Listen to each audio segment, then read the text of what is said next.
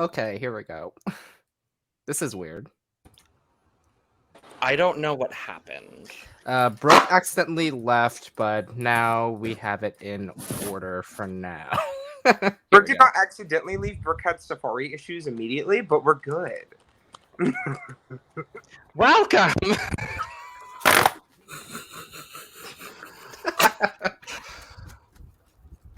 Welcome to the Cup TV, the Currently Unnamed Podcast, where we put the real and the tea in reality, and you can always come to us first to quench your thirst. I'm Logan Murphy. Say something gay. Gay, thank you. Thank you very much. I'm drinking water today because hydration is important, and that's all. And hi, I'm your girl Lana, your resident diva, here to give the tea, spill the tea, and drink the tea because you know I love me some tea. Purr. And if you have some tea, you know what to do. Hit me up. Today I'm drinking grape juice because it's just that grapey kind of mood. I'm drinking it, loving it, and I'm drinking it in my cup mug because all the cool kids have one, and you should get you one too. Period. Look and see, I love seeing multiple bugs on my screen. And I know everybody else.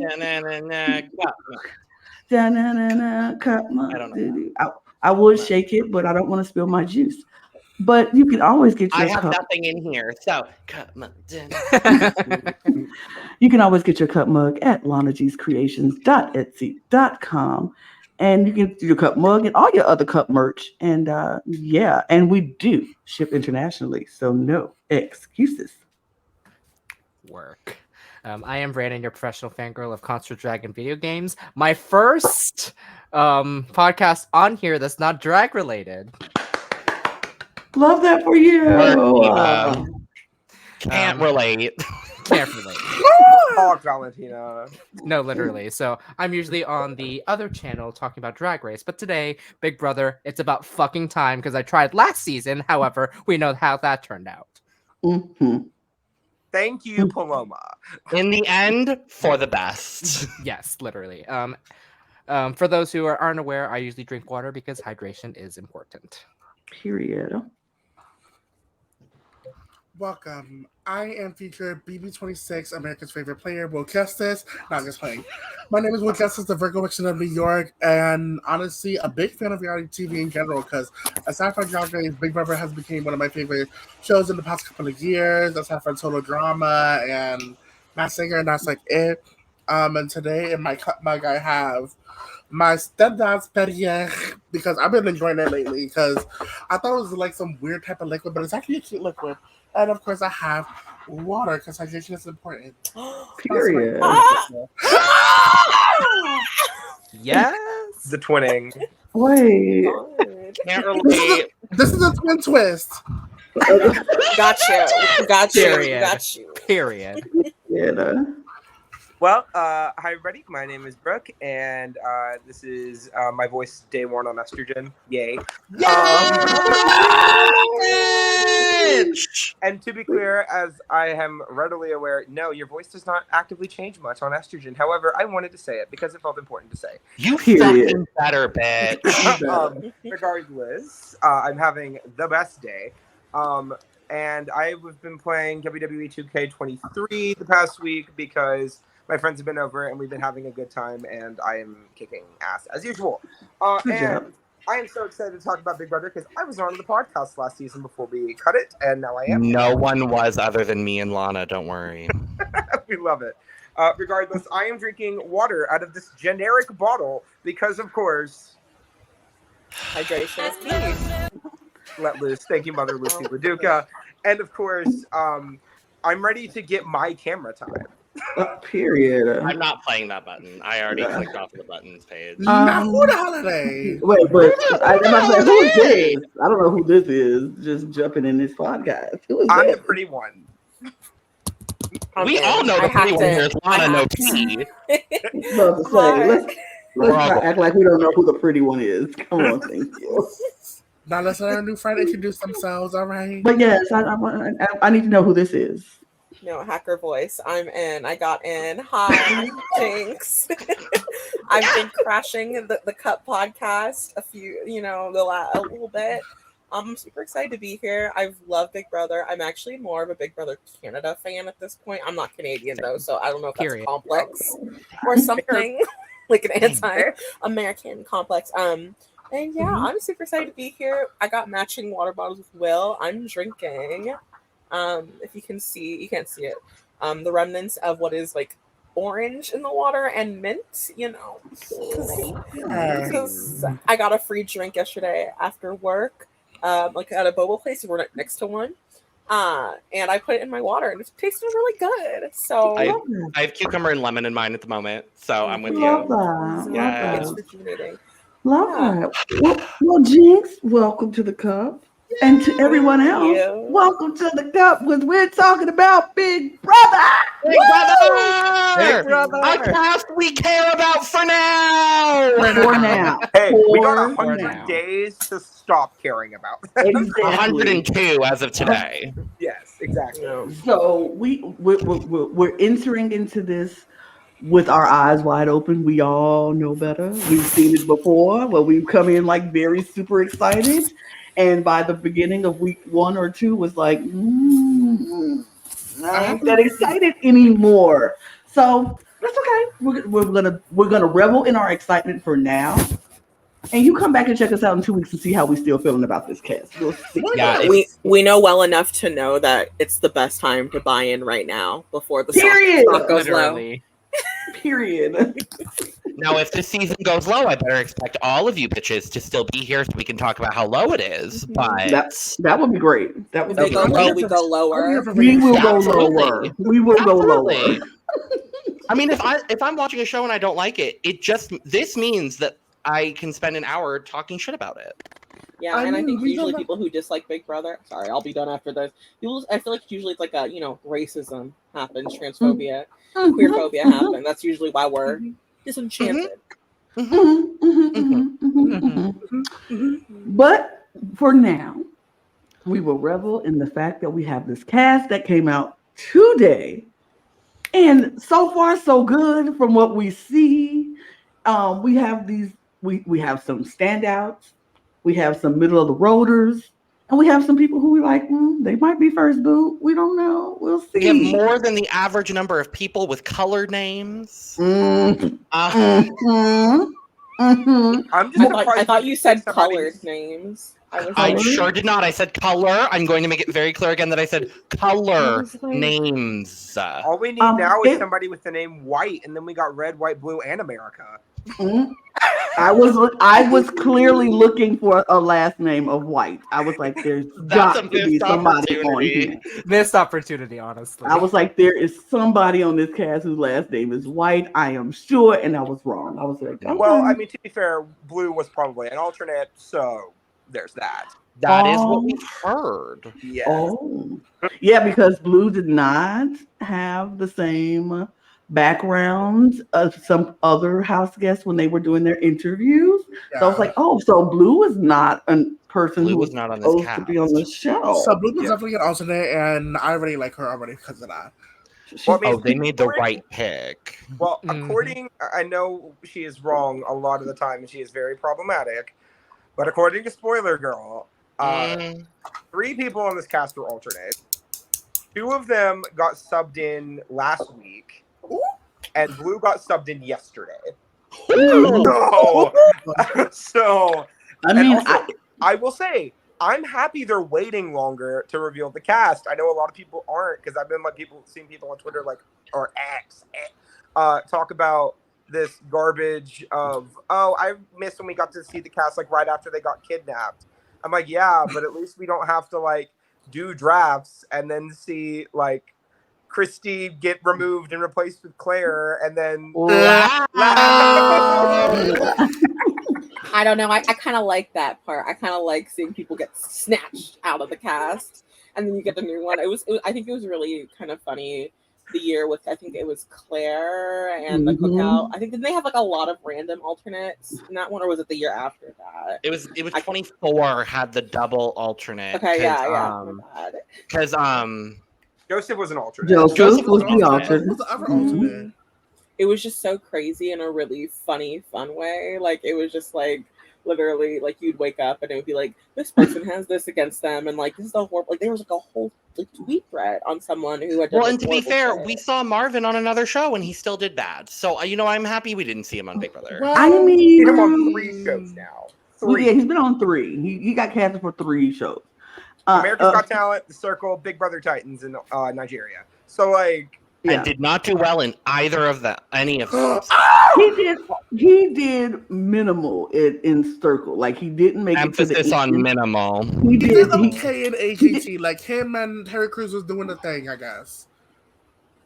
he That's didn't hard. make it past the auditions. I don't think he didn't go to the judges' cuts or anything. No, But- nobody cared about a sexy chemist. I'm sorry. Nobody cared. Regardless, Marvin is not on this cast. We have 16 brand new house guests that we have never seen before, although we've seen one of them before.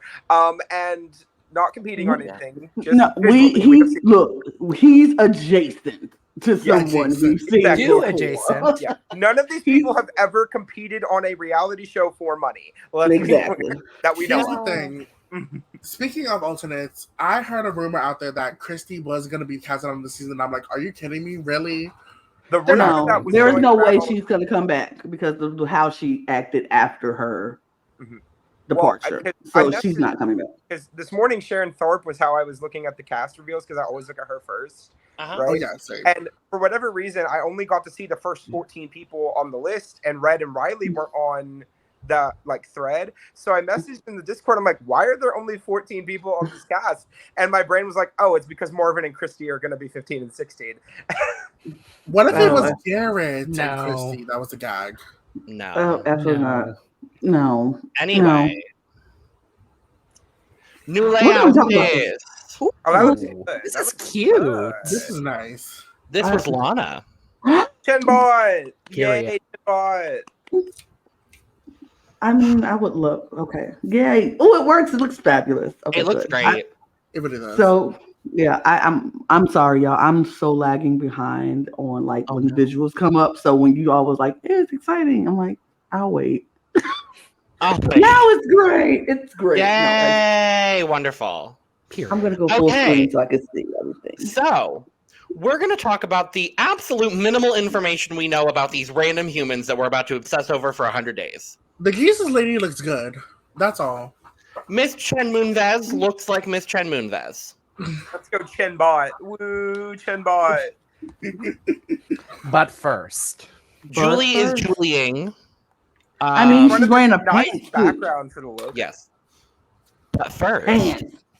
we want to give a huge shout out to, we already kind of talked about her, Sharon Tharp, as well as good old Mr. Mike Bloom, for Mhm. all of their information that they have given us, because they are the epitome of hashtag the best I can do right here, right now in this situation. Well, yes. So thank you both. We are appreciative. Let's just talk about some people we don't know yet. Starting with America. She is 27, originally from Texas, currently in Brooklyn, and she is a medical receptionist. Brooklyn. So I watched all the interviews, right? Or the minimal Me amount of too. interviews we had. What was on Sharon's podcast? America was the definition of come on, girl, give us nothing. Like, and I mean that in the nicest way possible. And I don't mean that in like a personality sense. I mean in like, what are your plans for the show? What are you gonna do? Because all she said was, I'm gonna lay low for the first few weeks and then go from there. Like, I want more. Mhm. I need more. Is all I'm saying. Jinx, Jinx, we we cannot can hear hear what you're saying, darling. I don't know. Yeah. You're good. There we go. Could try again. Yes, hello. Hi, sorry. I was gonna say she said she wanted to lie and backstab. She's been watching. She's a super fan, and I honestly like. I want to like her more than I actually do, and I'm gonna hold out hope. But I feel like if she's going along the vein of I want to lie and backstab, and I've watched the whole thing and whatever, I'm gonna be like, girl, please, like. She's either gonna go to people who like is crying all the time and is like can't do the lying and backstabbing, or she's gonna be like maybe one of I think at worst when people who like does that and then has no remorse. I'm like, this is a lot of weird shit. But I'm actually hoping. Also, she's in Brooklyn, I guess. Medical receptionist. I don't know. Maybe she's seen some shit. I don't know. I'm hoping for better, and I like to be wrong on her, honestly.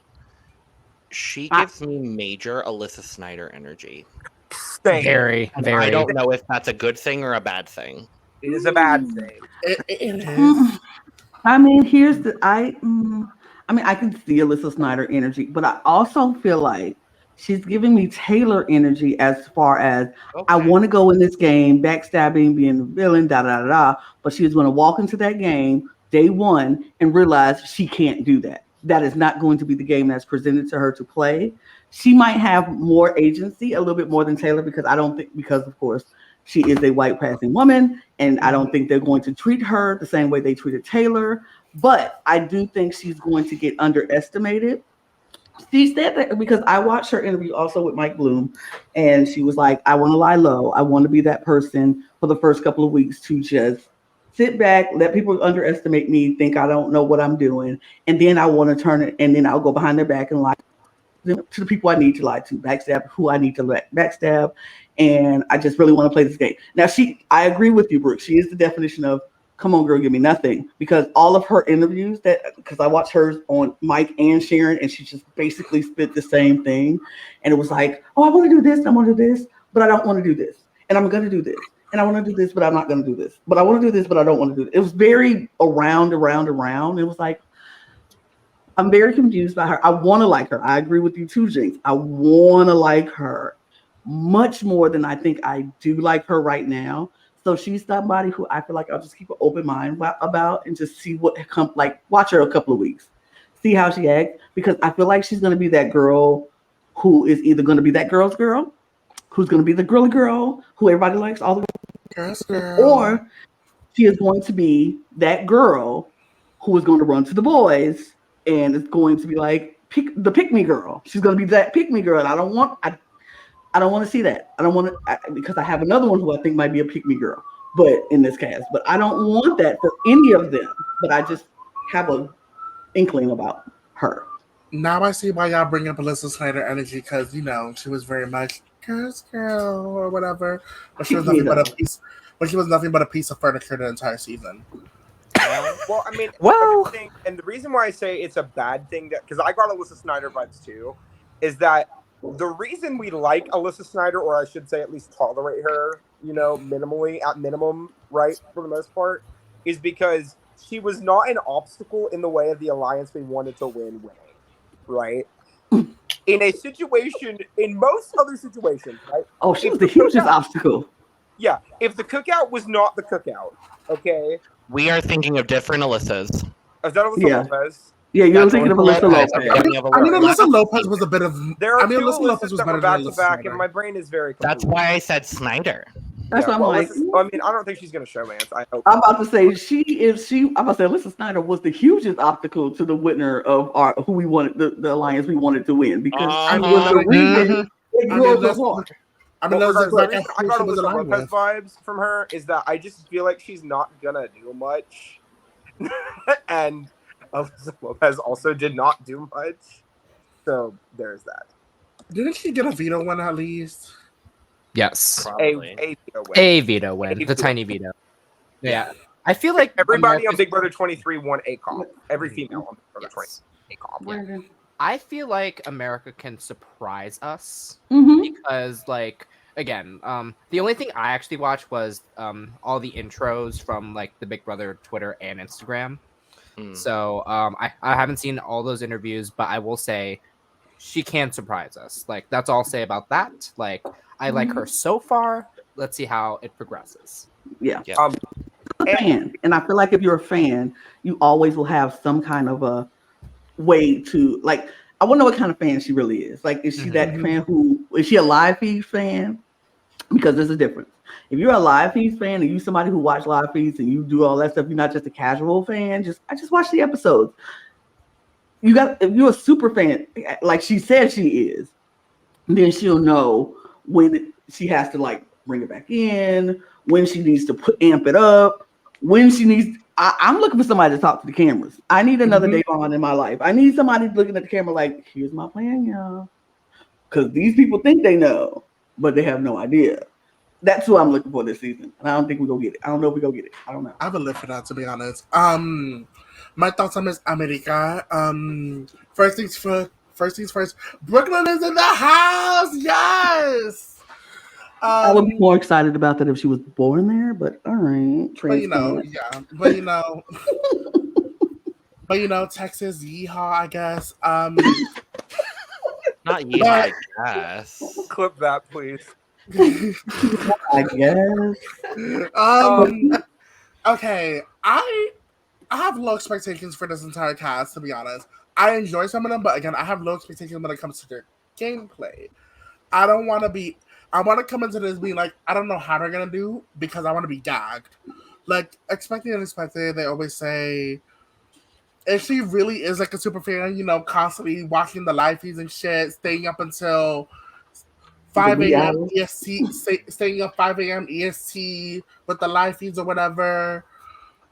Like that's the kind of player I want to see. Like I wouldn't mind her like talking to the cameras and being like, okay, so here's what we're gonna do. When I become HOH, this is who I'm planning. This is who I'm ready to take down. This is who I'm ready to get out of the house. Point blank in the period. I hope she isn't like one of the Alyssas because again, we don't need extra furniture in the house. Great. I will say before I move on, because I do think it is important, based off of initial rankings, there is a website called Jokers that has people rated by fans and stuff. On Joker, she is currently rated number 9 out of this cast of 16, so dead smack in the middle, pretty much. Not surprised by that. Workload, Eva. Yeah, I can see that. Cool. Yeah. Okay. Before we move on, we might have to change our format because our special guest is going to join us very shortly. So I just want to switch the format so when they do join us, they can just easily slide on in. Okay, cool. Just saying. That's all I want to say. Woo.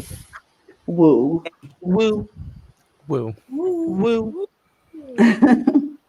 Blue. I did that on purpose. Yes. Yep. We love Blue Kim, 25, Riverside, California, but currently living in New York City, and she's a brand strategist. Which apparently going to be keeping hidden in the house that she is a brand strategist. A party girl. Let's start off with our guest here. Let's start with your thoughts and we'll go around so we know. We can have some. What do you think about Blue Kim? Me? Yeah. Oh, hi. Okay. Honestly. Hey, girl. Hey, girl. Hey. Sorry, I'm like half in this universe, half thinking. I understand. I get it. Aren't we all? I honestly, I feel like Blue is not really getting a fair representation. So I don't want to judge her, I don't know their pronouns, her too much. I know that she's queer. We don't know any pronouns, unfortunately. Okay. We know that they're queer. We know that Blue's queer. Who's a friend of theirs. Mm-hmm. And honestly, like I have high hopes, and I think too from Riverside. I'm from LA. That's like a different city, but like it's there. Like the fact that she's in New York and they're like, I don't know, giving their she to me in New York, like doing it. I don't know. Something about them is gonna be fun. I like them, and I hope the best for them. If they are not like all that in a bag of chips, I think I will be sad.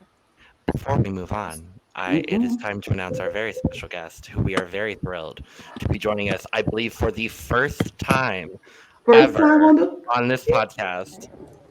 It's Jill! Hello, everyone. It's my bestie survived. I've only wanted my bestie on the show forever and ever and ever. The stars aligned today. Yay! Okay, well now we also have to say, who the hell are you? Oh, right now, who are you? Who am I? That's a good question. Not on Big Brother. Yeah, none no. of us are. Unfortunately. Yeah. But you introduce yourself. Well, I'm Jill. I'm from New Jersey. I've been watching Big Brother since the very first episode, and here I am. Yay! Oh, we got an OG in the For building. real. Period. Yes, I watched the first episode with my parents. Mhm. Oh, I love that. Yes. I watched the first episode by myself because my folks don't care, but it's okay. Me too, but I did it much after because I was an age I'm not going to disclose on this podcast when the first episode came out. Should we Thank also do a you. recall of season 1 or no? No. No. Okay. No, season 1 was not that great. It was not great. It was not that great. Don't worry I'm about not sure when it premiered. You probably were not. Uh, Or you a baby.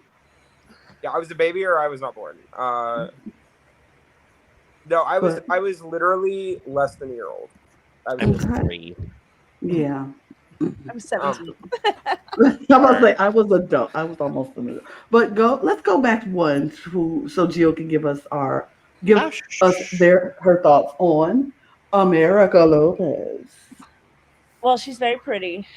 Very pretty. I don't know if there's much other than that, but she seemed nice. Oh, well, lovely. Those are pretty much our thoughts. Those are pretty much everybody's thoughts. We're keeping an open eye. I think everybody was like, we'll keep an open mind for America and see what she brings to the table. Okay, now Blue, and I think it is your turn. Sorry. Oh, we'll go to Brook, and then we'll come back to you, Jim. I am a huge fan, just of the limited amount we've seen her. I don't know who she was an alternate for, but whoever it was, we traded up probably. She's also 6th on the Joker's rating right now, so I'm not the only one who feels that way. And it's really nice to see an Asian person get cast on the show because we don't get them very often. So there's that as well. And there's several. Yeah, exactly. Right. So many. I am not complaining. I am thrilled because what was the last Asian woman we had on the show? Bella? Am I forgetting anybody? Bella. Bella. So it's Technically Hannah. Tana Chada. Well, yeah, technically Hannah. Technically, yes, Hannah too. That's true. You're right. Representative ladies, my sincere apology. Regardless, either way, it's always nice to have some Asian rep on the show. It's nice to have somebody who is very entertaining in her cast interviews. And I don't know, she's getting some early winner vibe from me. I'm getting low key definitely deep run or caught super early, kind of like an Amira kind of thing where she either makes it to the final 4 or she's just gone first 3. Will? Definitely enjoy Blue. I was gagged at first. I love this hair as well. It's very cute. I feel like she's very artsy fartsy, of course. I definitely think she's a brand strategist, so of course she's probably gonna have to lie about her occupation, and I don't mind that. I want to see what her strategy is in the game. I feel like she might be talking to the cameras too about her strategy too. So I'm excited to see what she brings to the competition. I think she might at least make it past jury, which is going to be amazing, or she might take the whole thing. She's in my final 4 at the moment. Okay. I'm very excited, obviously. Asian, so I have to be acknowledgement of that. Wait, you're Asian? Did not recognize. But go. Watching her intro from both Twitter and Instagram, she branded herself as a DJ, not a brand strategist. So I got that very high energy from her already. So I'm excited. Not sure how far she'll go, but she is one of my early favorites. I gave my early favorites to the group of another group, but again, I'm excited for who. I'm still very excited for Blue, and the fact that we're getting unique names from this cast specifically. Thank you. Mm-hmm. Yes, thank you. We're getting very unique names instead of of course, the regular names that we always get because whitewashing. So, but yeah, I'm very excited. So.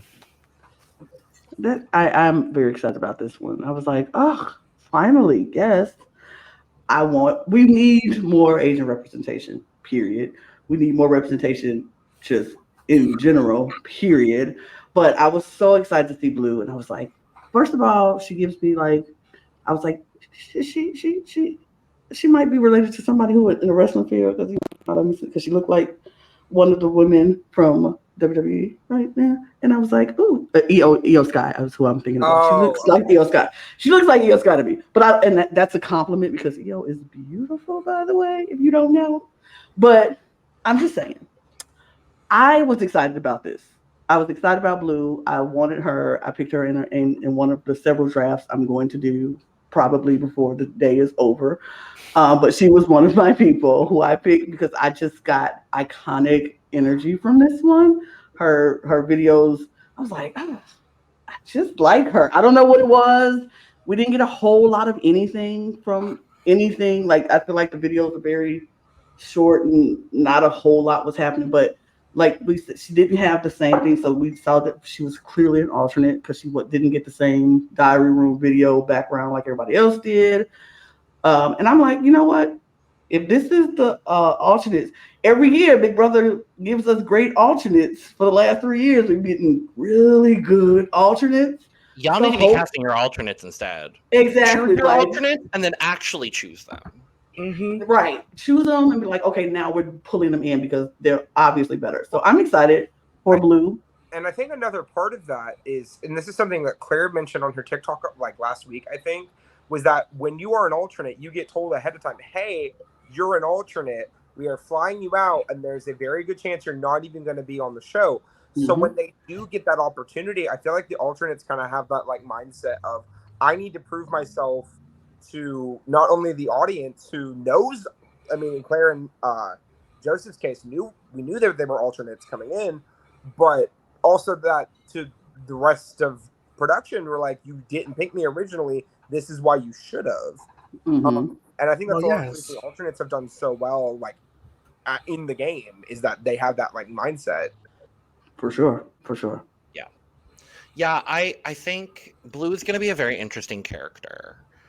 I think they're going to bring. I honestly think they're going to bring drama. Mm-hmm. And I think I'm here for. I think we're going to be living for Blue on the live feeds. I think Blue is someone that is going to play to the cameras. It seems like they know enough about Big Brother. I'm going to be honest. They feel like a recruit, to me at least. Mm-hmm. But it feels like they know enough about the game to do incredibly well, and we've seen that pay off in past seasons. I think specifically to Xavier, where Xavier did very well as a recruit. A lot of recruits have done very well. And a lot of it is because, like, we obviously as super fans are like, oh my God, when I go into the game, I would do this, that, and the third. These people have absolutely no frame of reference, really. Mm-hmm. And so they're going in like, I'm going to play whatever the game feels like. And that's kind of the mindset that I think Blue is going to have.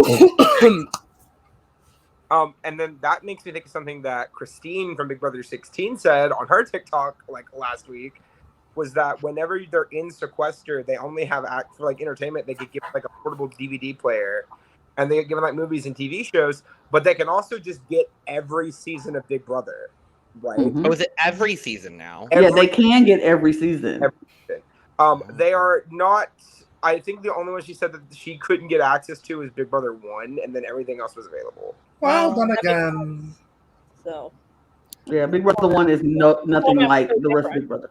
It's a totally different format from what we know as a Big Brother now, so there's no point in watching that. Yeah, I also think it's really cool to see alternates from like a storyline perspective. Like I think it really adds to the idea that, oh, this almost didn't happen, and it really changed the game. Because imagine Joseph wasn't on last season.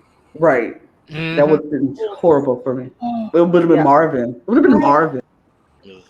Anyways, but yeah, I think Blue too. I think when you have, and also Claire is an amazing alternate. So exactly, I think they've actually kind of popped off with the alternates so far in the last few seasons, and I do think when you have like the mindset, like in Claire's TikTok, you know, if you have that mindset and you know you weren't supposed to be there, I don't think you play a little harder and without as much. I feel like it should play harder. Inhibition. Yeah.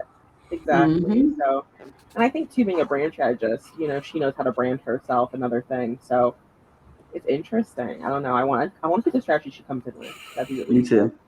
Me too. Mhm. All right. I'm definitely excited for Blue because, of course, alternates sometimes they're even hit or miss at times, I guess. We ain't had a miss in an alternate in 3 seasons. What you talking about? We ain't had a miss yet. Let's keep it 100. We didn't have not had a miss. Did you give her thoughts on Blue? No, I didn't, but I'm very excited to watch them. I'm very excited. I love, as someone said, I love the hair. I love everything. I'm ready for her. I'm ready for the chaos. She's gonna give us something. I think she's gonna give us something. It's something. We don't know what it is. We don't know what it is, but I see the mischievous twinkle. right, it's something in her eyes that she's just like, I'm gonna give you the drama, but I'm not gonna get caught giving the drama. You know what I'm saying? Like, Look at that smile and tell me that it is not the smile of like a Danielle Reyes in The Diary. Oh, I would follow her into mayhem. I know, right? She's like, I will take you there, and I will be like, let me go with you. Let me be mischievous, and I just want to watch her. I think she's gonna give us good DRs, like good DRs. Good feeds. You know, I'm gonna be excited. I'm gonna be excited next year when I start watching like her diary room compilation videos on YouTube. You know, that's if her mom doesn't shut them down. Exactly. Okay. What we got next? Next color. Bowie Jane, 45, from Melbourne, Australia. That is the single best Australian accent I've ever done on this podcast. I'm proud of myself. Currently in LA, and she's a barrister and DJ. DJ Bowie Jane. I'm thrilled. Wait. She's a barrister and DJ? Apparently so. Okay, I was talking shit because I was like, another Australian on the show, please don't do this to me after Tim. And I'm kind of scared for the energy. I feel like she's like on Australian Sam, from the Sam, the Southerner with like the LBGT, that Sam. No. But like the fact that she's a barrister as well is actually kind of cool. Like that's very scary. Let me Google what that is. Lawyer. That's a lawyer. Yeah. Oh. Okay. Yeah. I will say she has been getting a disproportionate amount of hate online since her review. Her and a few others, we'll talk about them when we get to them. 2 other people have been getting a decent amount of hate just from these like 5-second blurbs that we have seen from these people and the interviews where they got asked the same 3 canned questions. And like, if you want to hate on people, wait until they're in their house. There will definitely be people to hate. There are every season of Big Brother. Okay. Bowie will probably end up being a fan favorite. Who knows? We don't know. That's the thing. We don't know. But I hate when people are like watching these stupidly short interviews and just immediately going, yeah, this person is awful. I can't wait for them to be off the show. And like spewing all this craziness. Like, y'all, the cast got revealed as of recording 6 hours ago. 6 hours ago. Chill the fuck out, please. Like, they're not game runners just yet. Because right now she's 14th on Jokers, which, based on what I'm seeing, I'm not surprised. And the 2 people below her have been getting more hate than anybody else in this entire cast so far. And it's really, this is the one thing I don't like about Big Brother, is that a lot of the times the BB fans jump the gun. I mean, cough, cough, just like the Drag Race fans. And, they just go after people for no reason. I mean, keeping it a buck.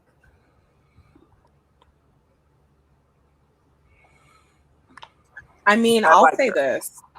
I'll say this. I probably would have been an on-site hater if she had been any age when I think about it. But I think it's a good thing to bring up because ageism in Big Brother is a very big issue. I feel like anyone over the age of like 32, 35, maybe I think. I would say 5. Yeah, they get jumped and they get voted out and discarded.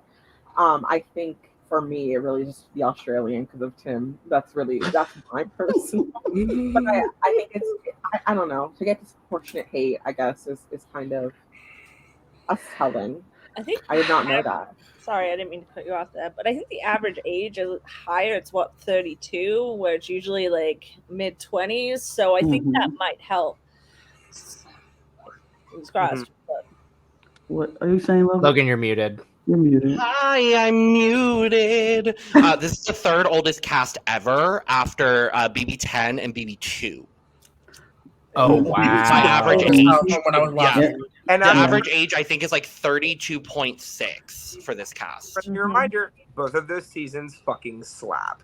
And they killed. Like, they were amazing seasons. Which is like, why I'm so excited for the season. Like, Mhm. here's the thing, because like I think with the last previous seasons we've got is part of the reason why they're getting this huge ageism like discourse. Unfortunately, however, I'm very excited because we're finally getting to see like what the much older demographic has to offer, because they probably watch this show like some of us our age right now.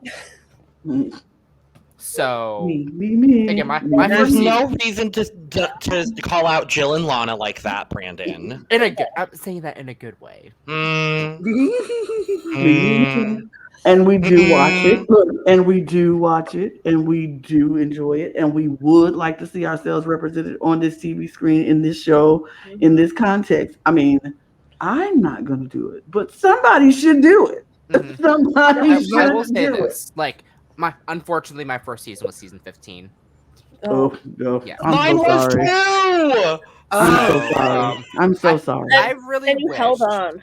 Yeah, And I you sure should. did. I know. Look I at the Or dedication. why? I really wish my first season was either BB6 or 7. If I'll be Mm. honest, I really wish. So BB6 would be a fantastic first season. Like, Yeah. It was Yeah. amazing. at the It one was on so that, great. that was my first season, if effing 16, which was Oh, I'm sorry for you too. I win because my I- first season was Big Brother 19, and I I mean, watched my- all the live movies. God, Jinx. I am so sorry. Oh. I'm so My sorry. first season I technically kept up with was 16, but the first time I watched live was the BB22 finale into BB23. You still, well, I mean, to be fair, the best episode. I mean, you started a good season. 23, you started decent in a good season, but like, But like I said, I 15. think around 16. No, but, like, your first live season. That's the one that counts. Is your first live season is when you can say I officially watched Big Brother mhm. fully. So No. that it would be 23 for you. So that's a good season to start. No, because imagine binge Great. watching BB Canada 1 through like 5, and then being Mhm. like, "Wow, I'm gonna watch Big Brother 19. I'll be current this season. It'll be so good." And you watch Big Brother 19 and watch my brain is permanently damaged from Big Brother. I'm so sorry. I'm Yeah, kind 19. of glad I didn't watch 22 because Yeah, no. I was gonna watch the live feeds. Like I was in my college like study room trying to watch the live feeds after the whole Christmas versus Bay thing happened. Yeah, no. That. Yeah. Anyway, any other thoughts on Bowie before we move on? yes, we still because- have 13 other people to discuss today. Yeah, I would love to get my chance to talk about Bowie because Please do. Brook mentioned that the uneven amount of hate that Bowie is getting, and I was like, I get it and I understand. We need to wait, relax, like chill out. It's 6 hours into the cast drop, but also they're going to rank people, and their favorites are always going to be their faves, and some people just aren't going to be the faves right off the bat. But I also feel like some people who we jumped on preseason and loved end up being very hated once the season started. I'm looking at that fool and Mickey and what's his face, the other guy, Jack. Yeah, we're talking about him. I'm looking at Aquaman because we loved him preseason, and then he got in the house and he was horrible. Well, I mean, So we were the same way with Winston on Big Brother 20. Okay. I didn't like Winston from the beginning. Oh yeah, I did not. I was never one A of lot of those people Winston did. people. And again, I was not I'm one of saying those. people aren't allowed to have their favorites because I have my Oh, no. favorites. Like everybody Oh, no. has their favorites.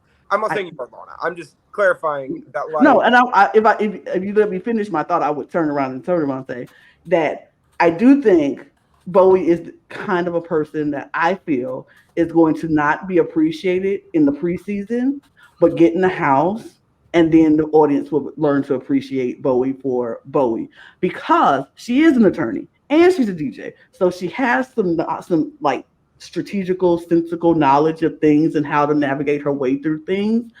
but she's also fun and she can be the life of the party. So I think she has potential to be that person to go in the house who we as outsiders could underestimate and not look at somebody who's our fave, but will go in the house and be impressive enough. We'll be like, you know what? I'm kind of here for Bowie. I'm here for this life. I think she's going to be interesting. Now, I did say, and I'm going to be very transparent on my snap judgments about Bowie. Mm-hmm. I said that she might be the kind of person who is going to be that I'm here for your girlfriend, like girl, like I got you. I'm here for you, girl. Hold on, and then turn right around and say, "Those girls are coming after you, boys. Don't listen to those girls." Like I just feel like that's just the instinct that I have. It could be totally wrong. I could be 100% wrong. I think she can be kind of a pick me. Like wanting the guys to keep her around, and she's going to use the fact that she wants the guys in her corner to keep, you need the strong guys to win these competitions because I can't do it. And I'm not that mad at that too much because as a 45-year-old woman myself, I know where my weaknesses lie. I know that I'm not going to be able to be hanging on the wall for 15 hours. I ain't doing it. So... I need somebody in my corner who's going to be able to hang on to that wall for 15 hours. You know what I'm saying? So I'm not going to hate her on her strategy if that's the case. We don't know. It's 6 hours after the catch up, so we have no idea what she's going to do. But she's somebody I'm interested in watching, and I'll leave it at that. I do have my notes on Bowie as well. I think he's kind of fun. I think he might hide her lawyer job from the other houseguests, of course. Oh, she already said she was. She already said she would. She's not telling anything. Yeah. Because I barely watched the interviews or anything. I fell asleep right after, I don't know. My brain has been functioning weird lately, but other than that, I feel bad like she's getting a lot of hate. I'm like, damn, the cast just came out. We haven't even gotten to see the people inside the house yet. Like, damn. Some people may look suspicious in the beginning, but we'll just have to wait until week 1. Paloma. But I think, I think Bowie might be fun. A little DJ. We got somebody from Melbourne, He's going to be fun. Was that the accent? Okay. That's Melbourne accent. Really? Next person. I love the accent, though. Go ahead. Sure. Any other thoughts, comments on Bowie? I mean, not on Bowie, but I mean, Will, I knew Blue was on this cast, but I didn't think that meant Blue Hydrangea. That's all I have to say. Bringing up references that we don't know about again. Anyway, we're going to move on to Cameron. Cameron is 34. He's from Eastman, Georgia. He's a stay-at-home dad, and he could be my dad whenever he wanted. Also applied to the show, I think 5 or 6 times. That is some head too. That is I have no time. The kids get me up early. I can't even push my hair down. I'm going on Big Brother for a vacation away from the kids, not realizing that he is in the daycare now. So what's so funny is that was my first impression too, because I was like, oh, when I found out he's a dad, he really is just getting a break from everything. And then I was watching some of the interview with the one of producers. If you see his producer, hi, please cast me. Anyways, I would say that he really loves Big Brother, so I'm kind of interested because there seems to be a lot of super fans or people who are fans on the cast, and I feel like either it's gonna go really badly where it's gonna be he's gonna give a Cody energy, like the Marine Cody. Or he's gonna be able to call out some bullshit he sees. He's just I didn't leave my kids for this. Ooh, okay. I cannot believe on my daughter's birthday that you would drag my name through the mud like this. On my daughter's birthday. That's honestly the only comment I have, other than he could be my dad whenever he wanted. I'm getting that energy. I agree with you completely, Jinx. Yes. Okay, so this one of those people that I feel like is like an AI generated Big Brother player because hold on. He literally has the exact same hair as Christian from BB23. Like it's identical. No, because I really thought, Christian, right? you got an identity change. What happened? Last time I saw you, you was on Law and Order. Now you're back on BB. Yeah, like also not to mention stay-at-home dad. Like again, this feels very much like I don't know if you've ever used like the Drag Race simulator and just did like random queen. This feels like random brother player. Just like throw together name, pull design in from other people, and then give small town in the South. Occupation aid. There you go. And again, no knock because this man has allegedly applied like 5 or 6 times. Oh wow! Yeah, I read that. Oh, Yeah. So like, power to you. I'm not gonna knock the hustle. However, I need to see you do something in the house to get my like favorite card because right now you're kind of just like here for me. I mean, he's kind of like in the middle of the road for me. I was like, we've seen one too many curly white dudes on this show. And we literally had like 2 on BB23 with Travis, even though he didn't last long, and then Christian, of course. I hope, it's good to, I hope he does okay, I guess. I don't know how he's going to be like in the house, but this is somebody who's applied like 5 or 6 times. I'm like, okay, he's probably had his game plan prepared since like maybe the second or third time he auditioned. I hope he does well. Maybe he might think some strategy. I have no idea. I mean, aside from the fact that he is giving Dilf, I have no idea what else to expect from him. So, party.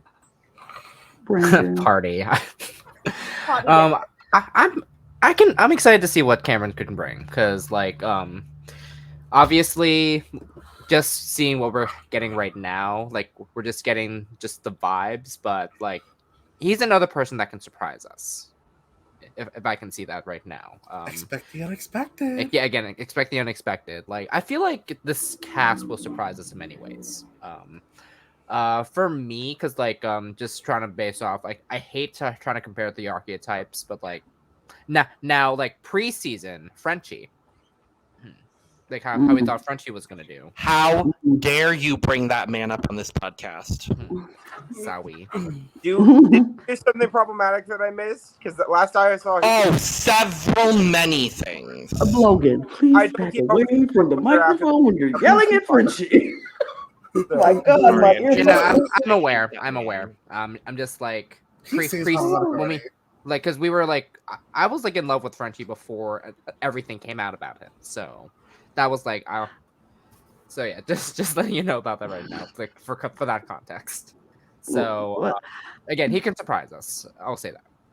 I will say about Frenchie, he did like bring like intense chaos in like the 2 seconds he was in the house. True. For sure. Bring some chaos, Cameron.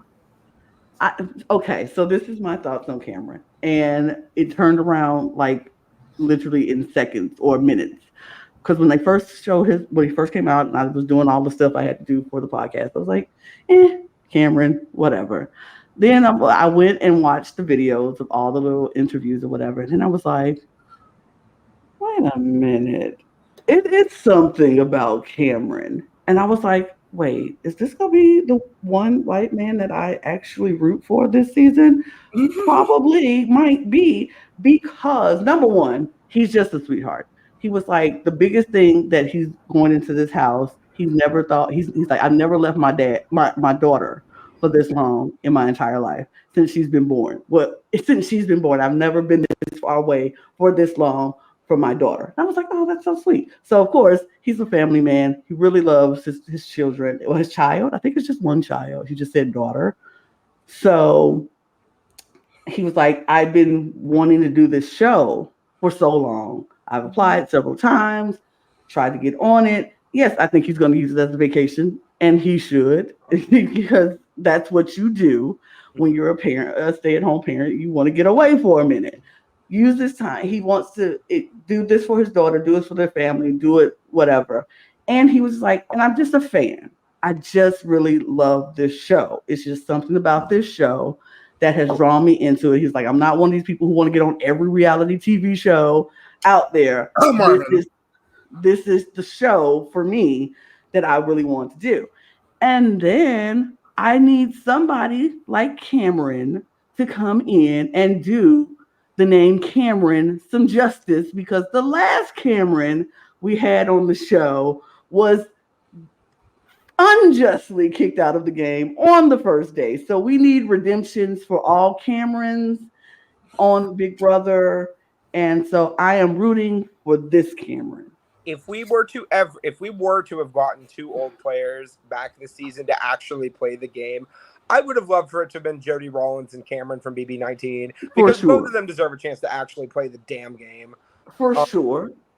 Yeah, but he's very. I would love a Jody and Cameron to come in and get the Paul treatment and get several weeks of safety, so they don't have to go home first day. Just saying. We don't know what this twist is gonna do. There is the whole time laser thingy video that has already been exposed, so we'll see. But yeah. I forgot about Cameron Hurd, so I was like, Cameron Hardin, because they're like a name that's it's kind of like sticking. I don't know, it sounds familiar. Now I get it now. But yeah, I honestly hope. I think what's so devastating and also wonderful about Big Brother is that this part of the process of it makes you hope the absolute best for all the house guests, because we really want to watch a good show. And I would even take them if they're boring at this point, as long as they're good people. And Cameron is kind of on that spectrum for me. So. Exactly. All right. Well, then let's continue. Anybody else have any thoughts about Cameron? Are we good? All right. Well, let's continue.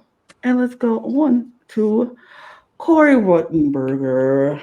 I'm so excited to talk about him. I have some thoughts. Yeah, he is 21, hometown Western Florida, occupation as a college student, and he is the younger brother of Survivor 42 contestant Jag Bains. So now, let's jump into this. Just start with you, and then we'll go around.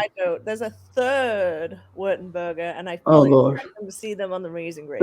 I'm about to say Amazing Race for sure. So is this like the Hansons and stuff like that? It's the Hansons for sure. The Jonas Brothers. Zach did call Corey Willie Hans on Twitter today. I will say that. Well, let's hope Corey doesn't end up like Willie.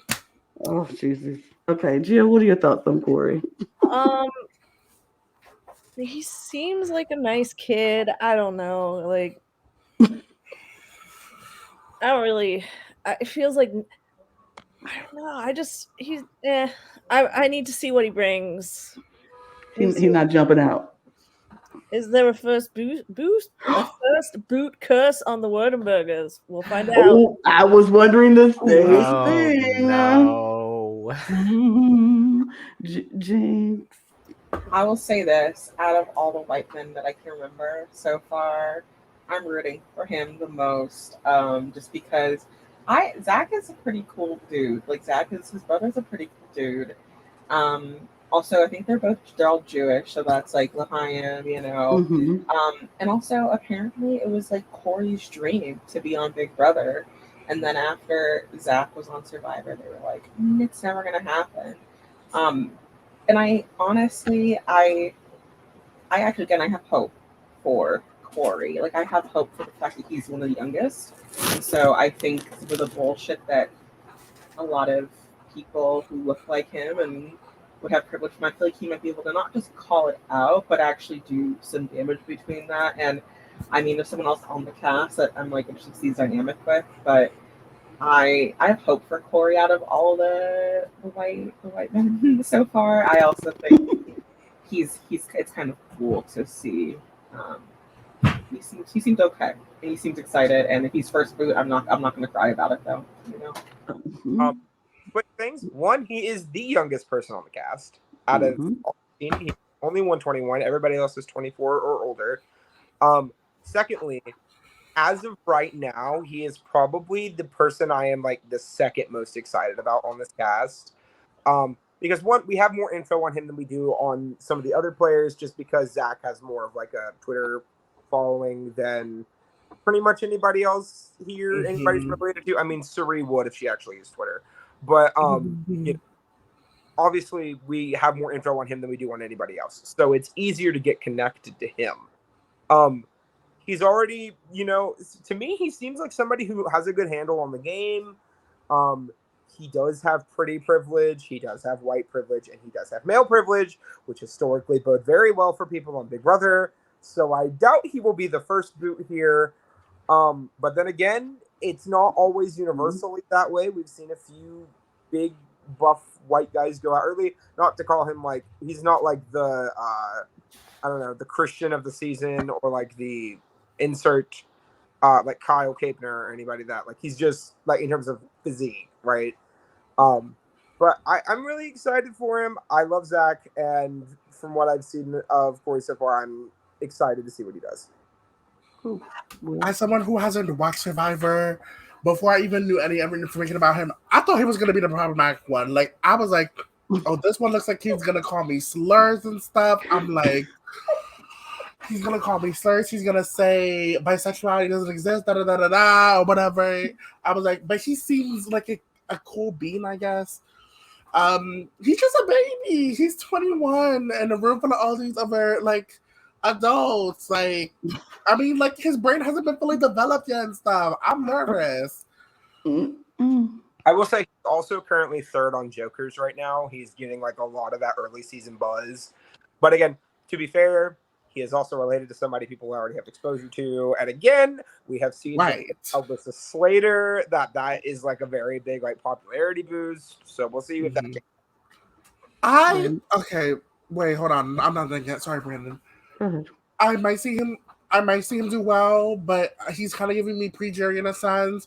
I've been seeing a bunch of tweets being like, Big Brother I see a bunch of tweets being like, Big Brother could do the funniest thing they could do right now and have him be first boot. I don't want that to happen, probably. I mean, it's only funny because Survivor, his brother was first boot on Survivor. Right. That's the only reason. I don't funny. want that narrative, though. I really don't want that narrative. I mean, this is the thing. The difference between Big Brother and Survivor, and sure, people watch Zach's season of Survivor. This isn't going to be the same thing. Like, if he wins head of household, it definitely ain't happening. And he has the opportunity to do that. Now, and also, I don't think him being 21 is going to be a hindrance for him in Big Brother, because everybody's still, when you go in Big Brother, you're like, oh, I feel so, this is like a summer camp. It's like I'm reliving my childhood in this house with people who I don't know. And I don't think people are going to be looking like, oh, he's 21, he's a baby, he needs to go right away. Because like, even with Hannah Chada, they didn't look at her right away and was like, oh, she needs to go right away because she's young. It was, you have to prove yourself in a sense with Big Brother, and they have a whole week to do so. Well, pretty much almost a whole week to do so. So I don't think it's going to be the same with like Survivor. You really just have to get in, like, especially these 26 days running. So right, they hit the ground running. Maybe my doubts might be what's the word I'm looking for? I have no idea. When you think about it, let me know. maybe my doubts might not be mad, which is a good thing. So who knows? Brandon? Yeah. Okay. So the thing about, like, of course, when we have siblings come from another, like, part, again, we got this with, unfortunately, Polly, unfortunately, Vanessa's sister, Tiffany.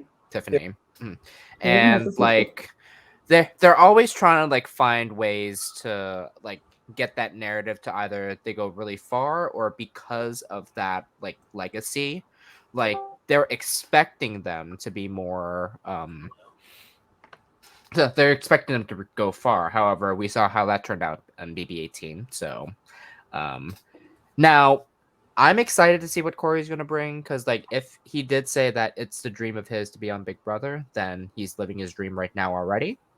So I'm excited to see what he'll have, because if he's more Big Brother oriented, then up in his alley, whereas, like, Zach is more Survivor oriented. So again, and we know how different both Big Brother and Survivor are. Again, I've said to the group, like, I'm more a Big Brother person than Survivor.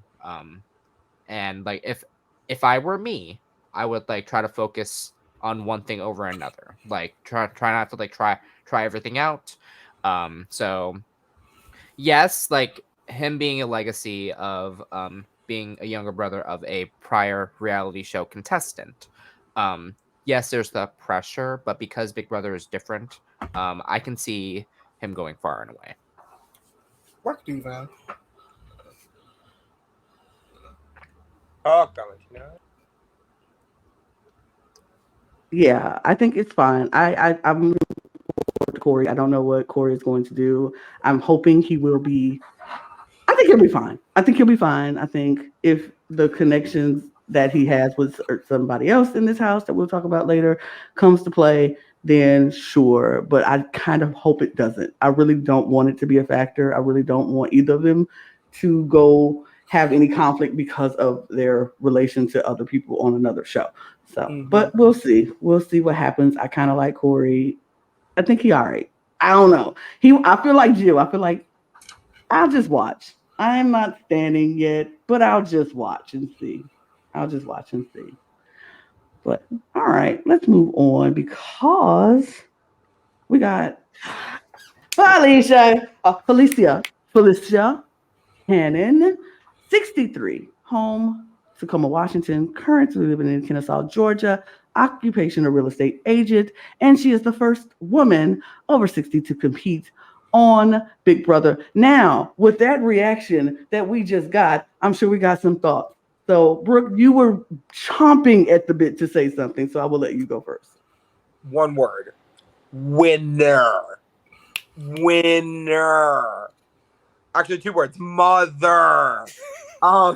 Like, honestly, I don't care if she loses. I mean, I want her to win, obviously. She's my fave out of the pre-cast of anything.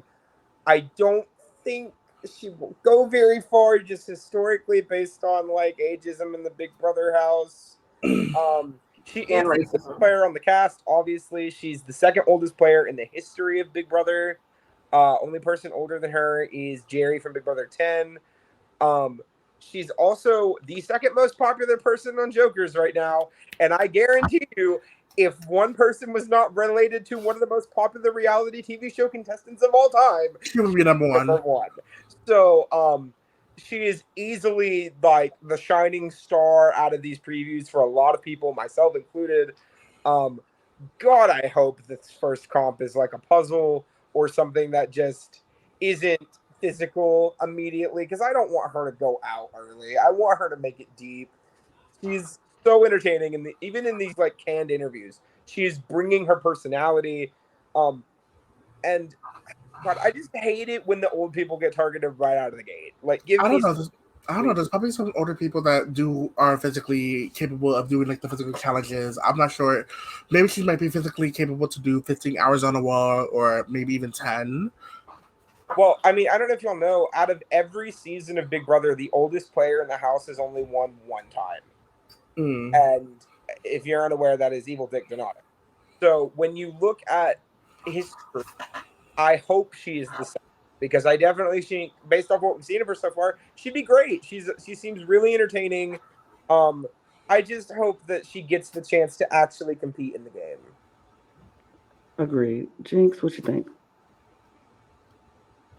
I really like her. And not that being old is a bad thing, but she seems younger than she comes off. And I will be very disappointed if she were to go first. Like, genuinely, like, I would just be like, here we go again. But I do think if she makes it past the first week, she's getting into like final 5. I think I don't know, she's a real estate agent. She can sell herself. She's from Tacoma, Washington, which means she knows how to talk to white people. Like, like.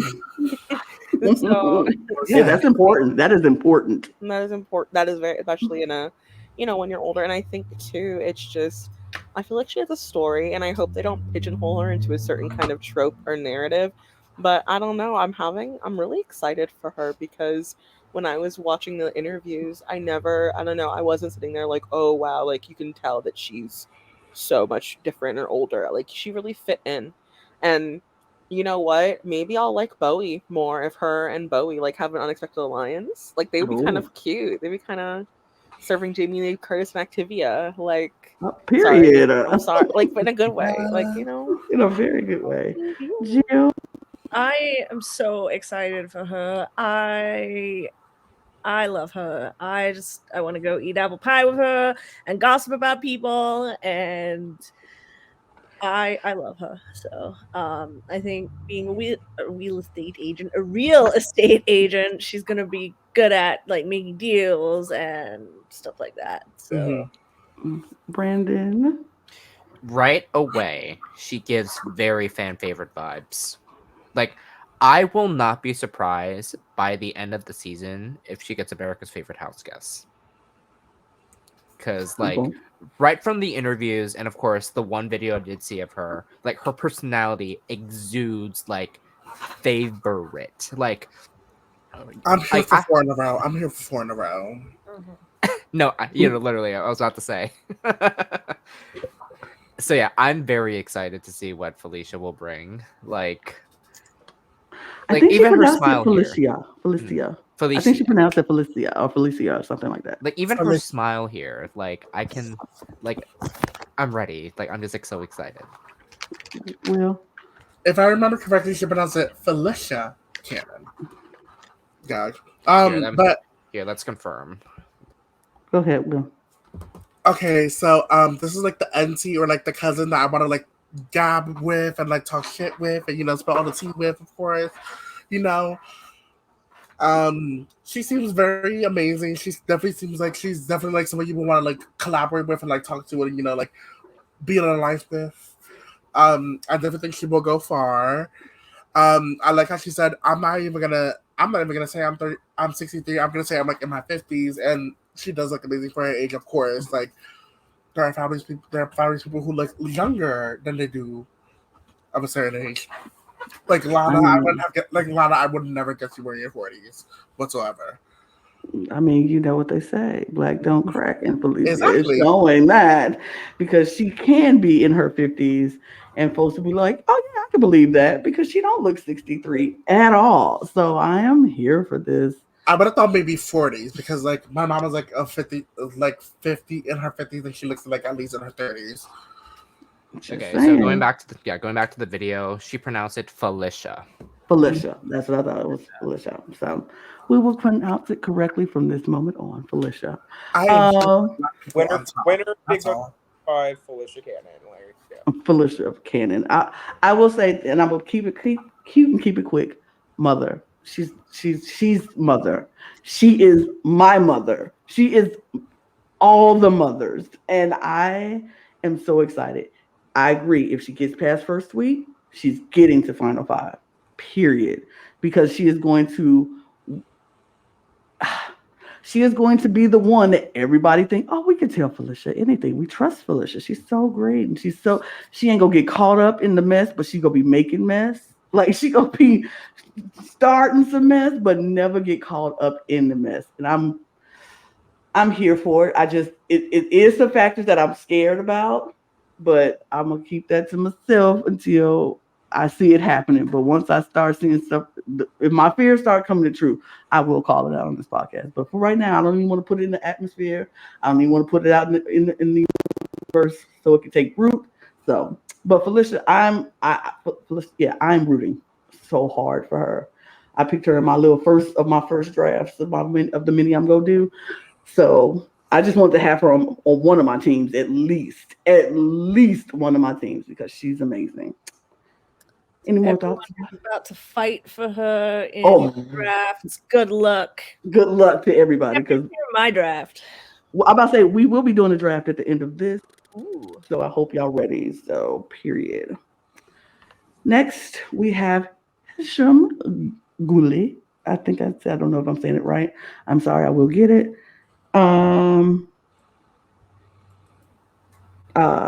He is 45, Minneapolis, Minnesota, current city in Seattle, Washington, and he's a geriatric physician. This man, we love a doctor. We love a queer doctor. We love a queer, attractive doctor. But this man gave me absolutely nothing. And everything I saw in his interview for me, I was like, is this man related to Michael from last season? Because his whole mannerisms while he was talking was giving me Michael without the glasses. Literally everything about him was like, and this is my strategy. And I'm going to get someone who is going to who has who my ride or die, but not somebody who's ride or die who's going to flop. We need to be on different wavelengths and competition strengths and social strengths, and that it was just very give me nothing, boy. Like you gave me nothing, but you said a whole lot. It was a whole lot of nothing happening with him. I'm not sure how I feel about him yet. He is somebody else who I just have to wait and see. I have thoughts. Share them. Waiting for a personality to emerge other than yelling. Oh yeah, the intro video he was giving very yelling. He's going to be the diary room yeller of the season. I have this gut feeling. One every season, the one that annoys us in the diary room, and I, sure, cool, great. One, happy he's another older person on the cast. I mean, and to be clear, older by Big Brother standards. Let's be clear. Because he's like not even 50, but like by Big Brother standards, he is over the proverbial hill. So it's nice to see him on the cast. And come on, girl, give us nothing, I guess would be like the best thing to say here. He is currently ranked 12th on Jokers, so I'm not alone. Put it that way. Oh wow. Honestly, when I first saw him, like just by first impression, like just his face, whatever, I was like, I'm good. Like, and I think the Michael comparison is kind of funny. Someone made a comparison about what he looks like. But then when I heard him talk and I saw pictures of him at like Pride, and I was like, he's kind of wearing it. Like he's wearing a whole getup, looking with feathers and shit. So I don't know. I hope he surprises me, and I like his personality so far. What about doctors? I was like, who's another doctor? I was like yelling doctors, Johnny Mac. I was a Johnny Mac stan before, he was a Trump supporter and all that, and Republican. I was a huge Johnny Mac stanny. So maybe I think, especially where he's from, it's kind of cool to see. I do feel like, I don't know. It'd be really cool to see an alliance actually of Felicia, Bowie, and Hisam, not just because they're old, but because I'm like, if those three get together and organize, they would wipe the floor with everyone, and then Hisam would be the winner at the end because he would be like, I see that, and I have a bad feeling that he might throw some people under the bus, or also maybe be very checked out and be like, this is goofy, kind of like above him, but I don't know how much of a gamer he is, which is going to be interesting to see. So I can't. Sorry. Okay, so we have a mutual friend, Matt Dela Cruz, knows him, and he said he's very into theater, so everything could just be an act. Oh, Tommy Bracco. Don't say that. Don't say that. No. Not the T word. That's all I hear when he's in theater. I just don't want to be extra. Challenge on my kid when he left. Yeah, I did too. I'm sorry, Hisam. I don't know you like that to do that to you, so I will retract. Take it back. Bad Lana. Don't say that. Matt said he was very, very nice. So we'll see. We'll see. Yeah, like I can't tell, like from again, we're getting all first impressions right now, but like looking at this picture, like I can't bring it to like the fact that he could be a snake, like in a good way. Like yeah. I don't know why. I really don't know why. Like yeah. I feel like he has the same mischievous in his eyes that we said that Blue had as well. Like you see it's something behind the eyes. It's something behind that smile that's like you might be something. I gotta look out for you. No, but that's not a bad thing because I feel like we are due for a good villain on Big Brother. A good villain. Somebody we know is a villain, but we can still root for that villain. It's like, ooh, you are the worst, but I'm not mad at you for being so bad. Like somebody somebody not will trying we to get a Dr. cancel. Will archetype here in a way? Maybe. I mean, I would love that because I wanted somebody who we're not trying to cancel every 5 minutes. That's all No, I'm literally. trying. That's literally all I'm looking for. We don't have to worry about. Like, I would just love the whole element of people being. I think people always are like, oh, cancel culture. Like, people look for things. It's a whole like thing. But honestly, we just want to enjoy. Like, people just want to enjoy shit, and we can't really enjoy things if people are fucking horrible human beings, which Big Brother often produces. So, for me, like, I would just love for him to be the non-problematic villain who, you know, we're like, oh my god, this bastard, and we're like, we love him. I hate him, but love him but so we don't much. we don't hate him because he's like racist or anti-black. No, we just hate him because he's so sneaky in the game and pulling out our favorites who we actually like. And it's like, like I don't want to think of anything. Like, I don't want things to come up. You know, I just want to watch the game and see people play out. Quick update: Felicia is now rated the #1 player on Joker. As she should be. Yes. As she should be. Where is Hisam at? Hisam is number 12 on Jokers.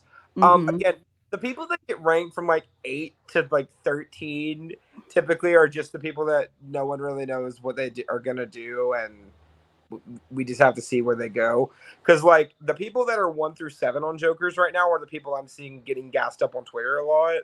And then 8 to 13 is like the people no one really cares about that much. And then 14, 15, and 16 have been getting a ton of hate. Okay. So that's a good note. Just like, of course, like we're seeing how that's based off of right now. But, right. It'll change as the season go on. Oh, it will definitely change as the season goes on. I remember early season BB23, BB24. People had Paloma. It was like number 3 on Jokers. And really? Oh yeah. Oh, she was high. Preseason, very she was high. And then plummeted quickly. Wow. I would have never thought. For sure. Now, beauty of Big Brother. These people live in that house for 100 days. They can only keep a mask on for so long. Okay. For sure. Any last thoughts? Let's move on to Izzy Gleicher. She is 32 years old, hometown New York, and she's a professional flautist. Yes. I love that. I love the word flautist. Flautist. Like when I saw it, I was like, oh, because y'all know I love me some music. Yes. And I was like, oh, she is a flautist. And don't nobody get up here and say a flutist because I will like, are you kidding me? Flutist? No, she's a flautist. It's beautiful. Brook, you're itching to talk about Izzy again. What is it about Izzy? I'm sorry. Izzy is one of the people that's been getting a lot of hate on Twitter. Unfortunately. Currently, she is rated dead last on Jokers. That has changed since we started recording because she was rated 15th on Jokers when we started. I don't get it. I don't get it. Because to me, maybe it's the idea that Izzy is not like long, flowy blonde hair, like traditional all-American girl. But like other than that, and again, that's not a valid reason either, but like other than that, I don't understand because what have we seen anything bad about her?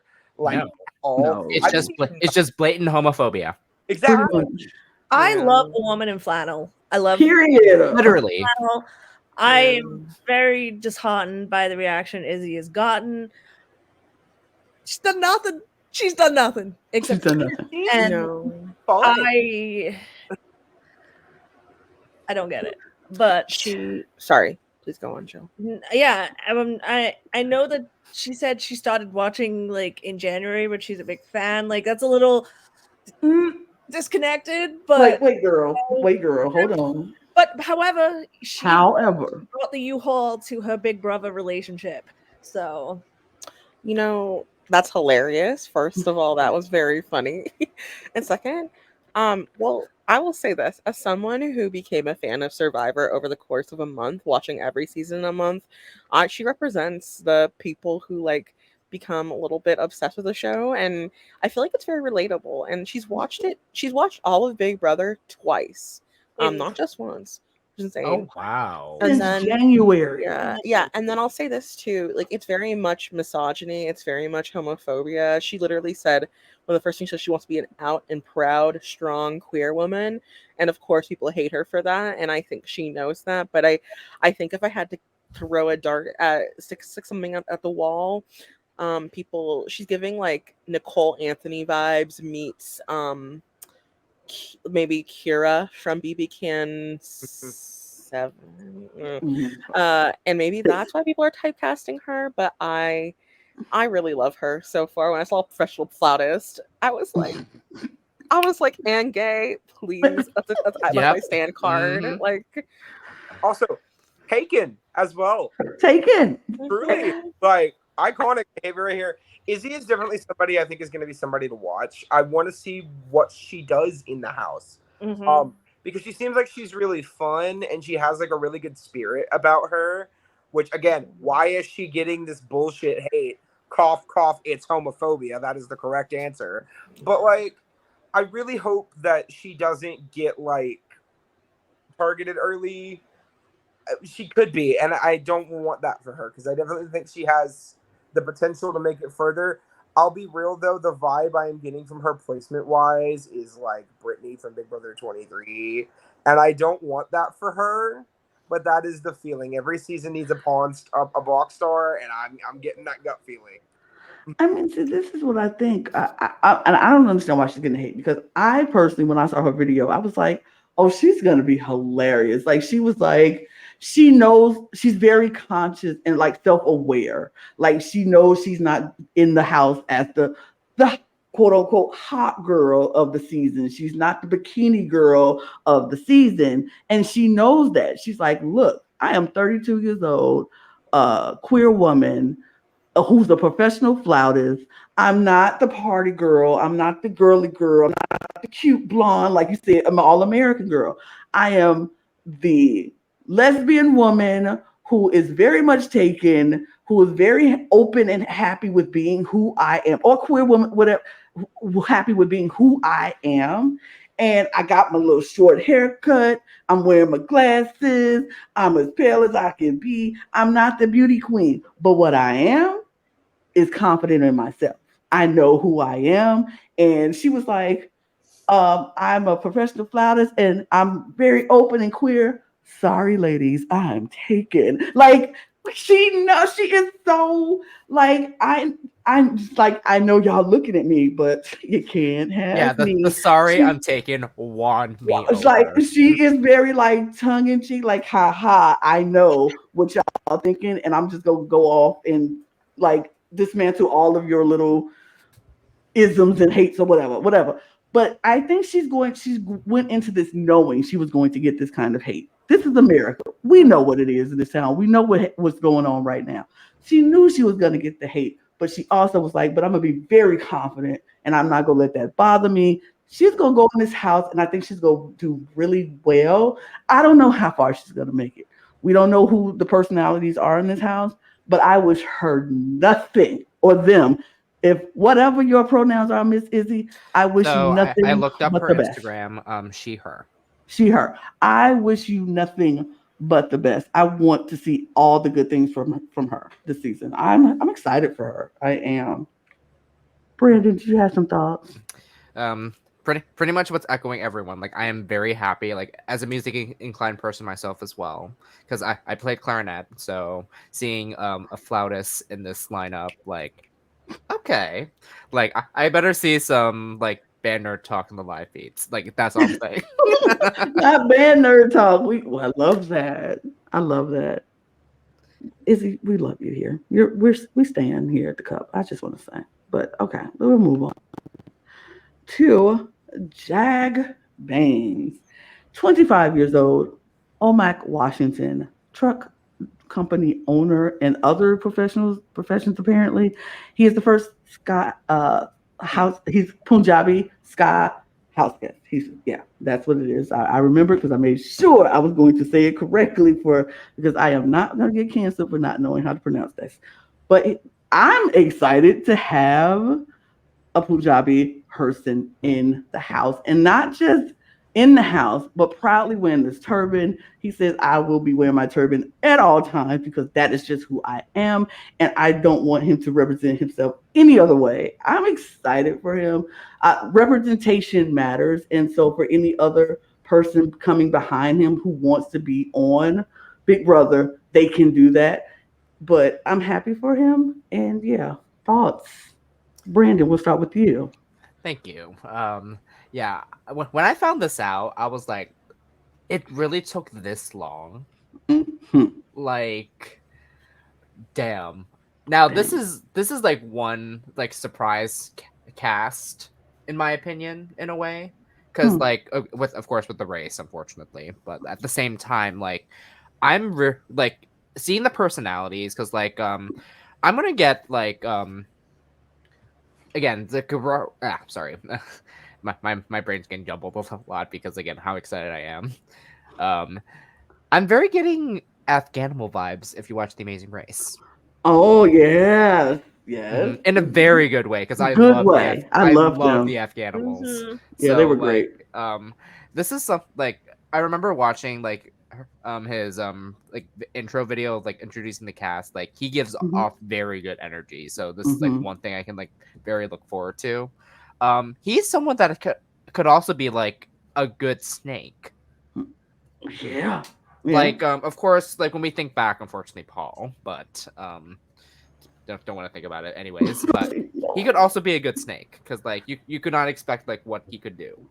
True. Sorry. Go ahead. Okay. Yeah, I actually thought of that too. But I also feel like I could see him almost being a little clueless, because I feel like he's very good-hearted, if that makes sense. But I think also, like, I feel like he'd be really good with the right people.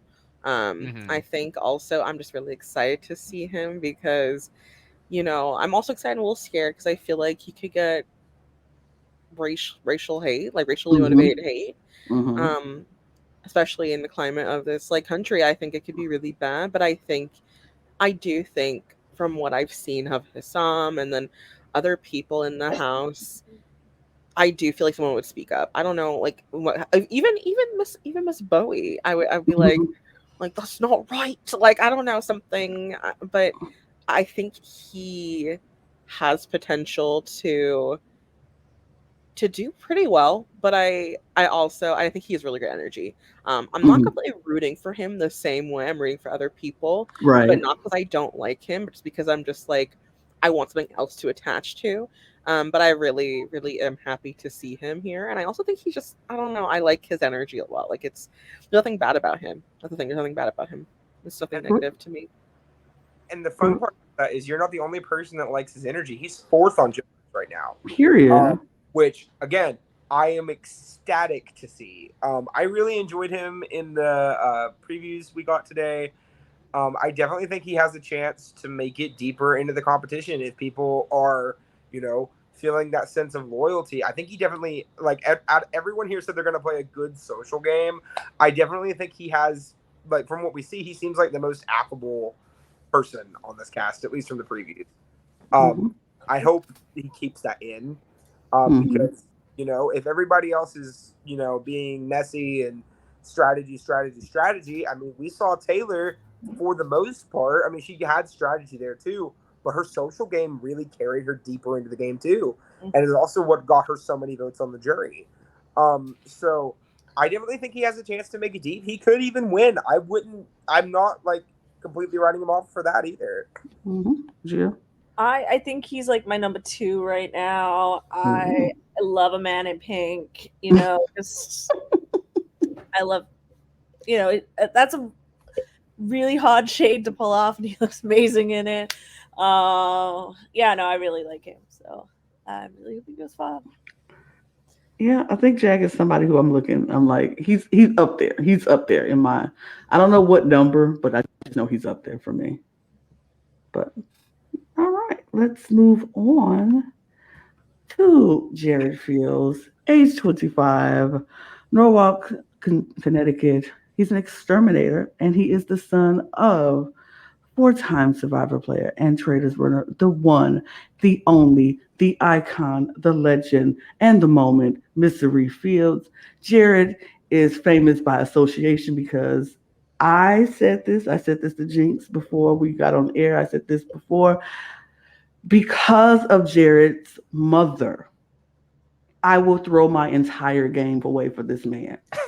And that is very sickening and sad. But because I would want to meet the icon, Cerie Fields, I would take Jared to the final two and I would look at him and say, "You win if I could have dinner with you and your family." That is all. I don't care. I just want to be in the presence of the iconic Cerie Fields, my most favorite of all time Survivor player ever. As I believe the only person on this panel to have been even remotely in the presence of Cerie Fields, because she commented on one of my tweets when I referred to myself as a Cerie Fields stan account. Take a drink. Regardless, you know. Also, Jinx and Jill, because you're aware, anytime we name drop, take a drink. Yeah, we take a drink. Name drop. And they do this a lot on this panel, so don't do it with alcohol, please. Now, not going to just talk about his mom, because as much as I love his mom, okay, Cerie is legitimately, like, in contention, top 3 Survivor player of all time for me. Okay, and top 3 reality show contestant of all time for me. I want to, like, try to keep him separate from his mother when it comes to his game and his potential. It will be hard to do so, but I'm going to try. One, this man is so fucking hot. He is attractive. The way you were fanning yourself, I was just like, oh Lord, here we go. You know, he could exterminate me anytime. Right. Regardless. Okay, I need to take this out. Hold on. Very attractive. I not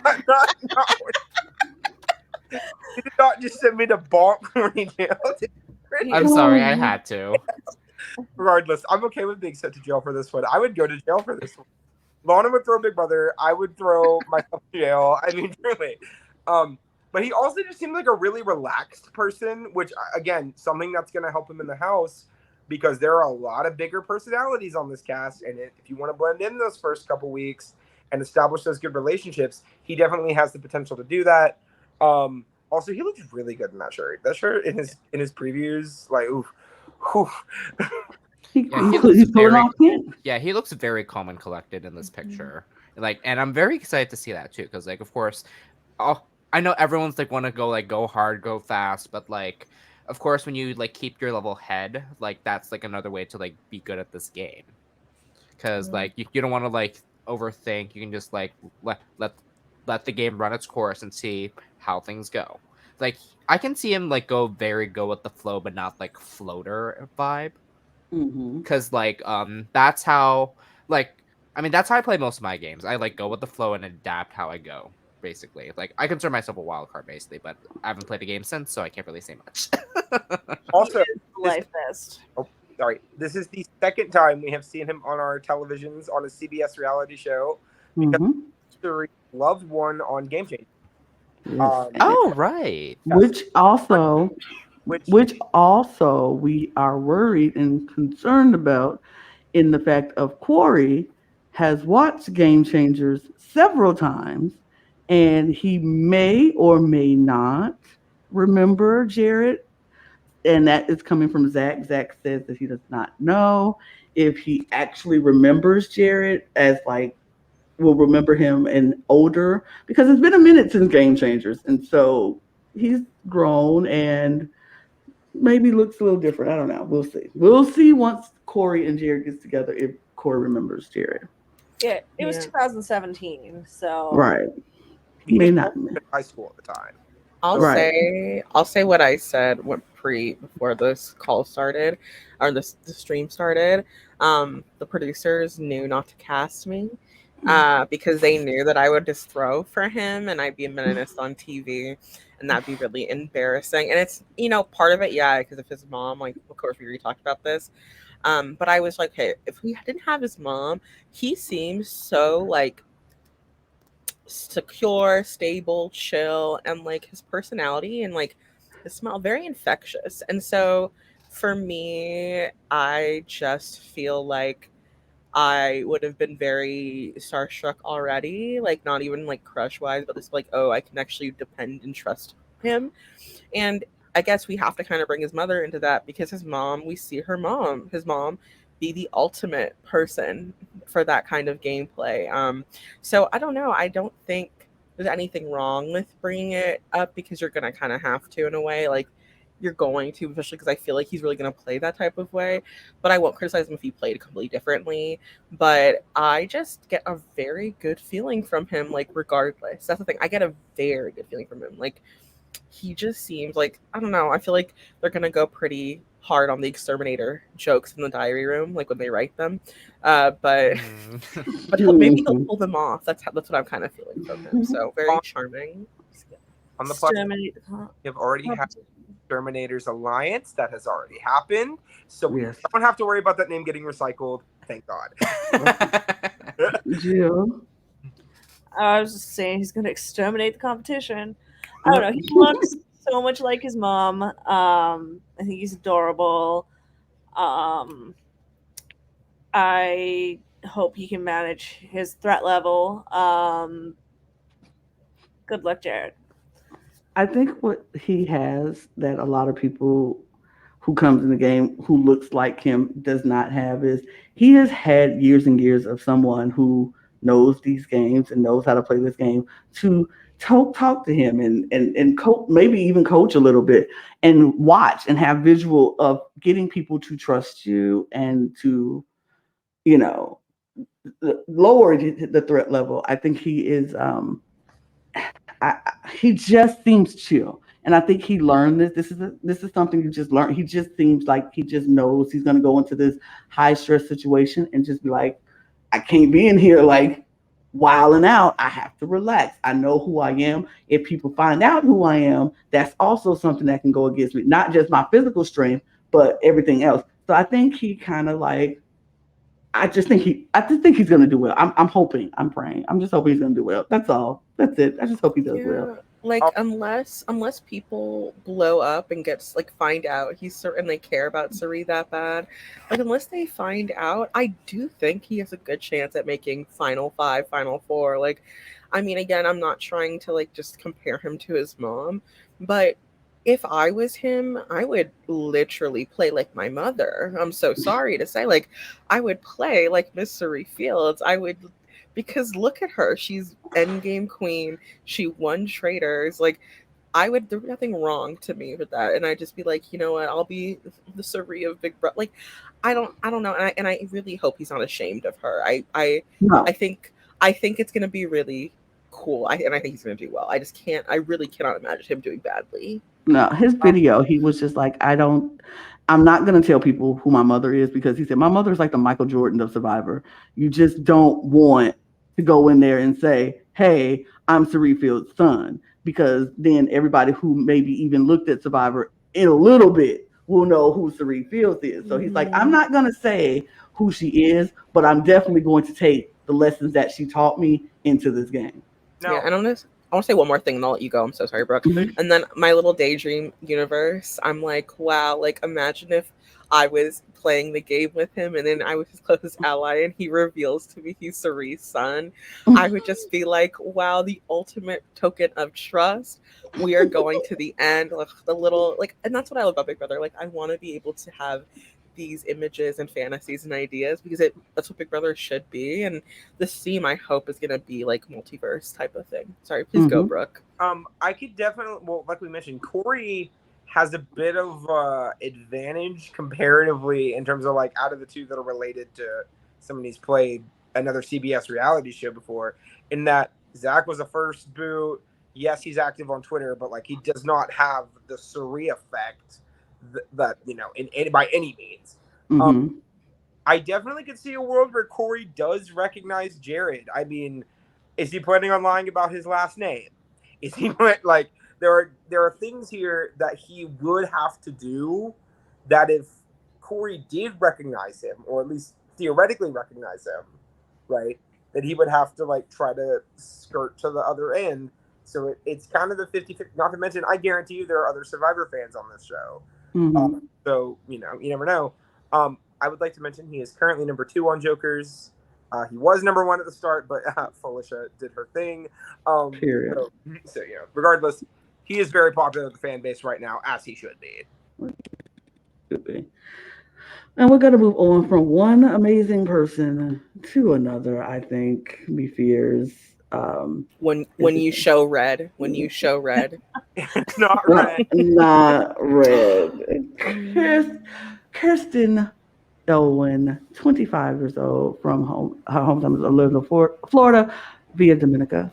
And she is currently living in Houston, Texas, and she's a molecular biologist. Fancy girl. Fancy molecular. and an Afro Latina, pretty sure, Period. right? Yes. So Yes, via Dominica. Yes, Yes. via Dominica. Yeah, and she's not like, she's not just like a light-skinned Afro-Latina, or she's not like a light-skinned Latina. Like, this is such a big deal to me, and I love listening to her talk. Perhaps if I was on this season, I would be misted by both her and Jared and another house guest, and Felicia, of course.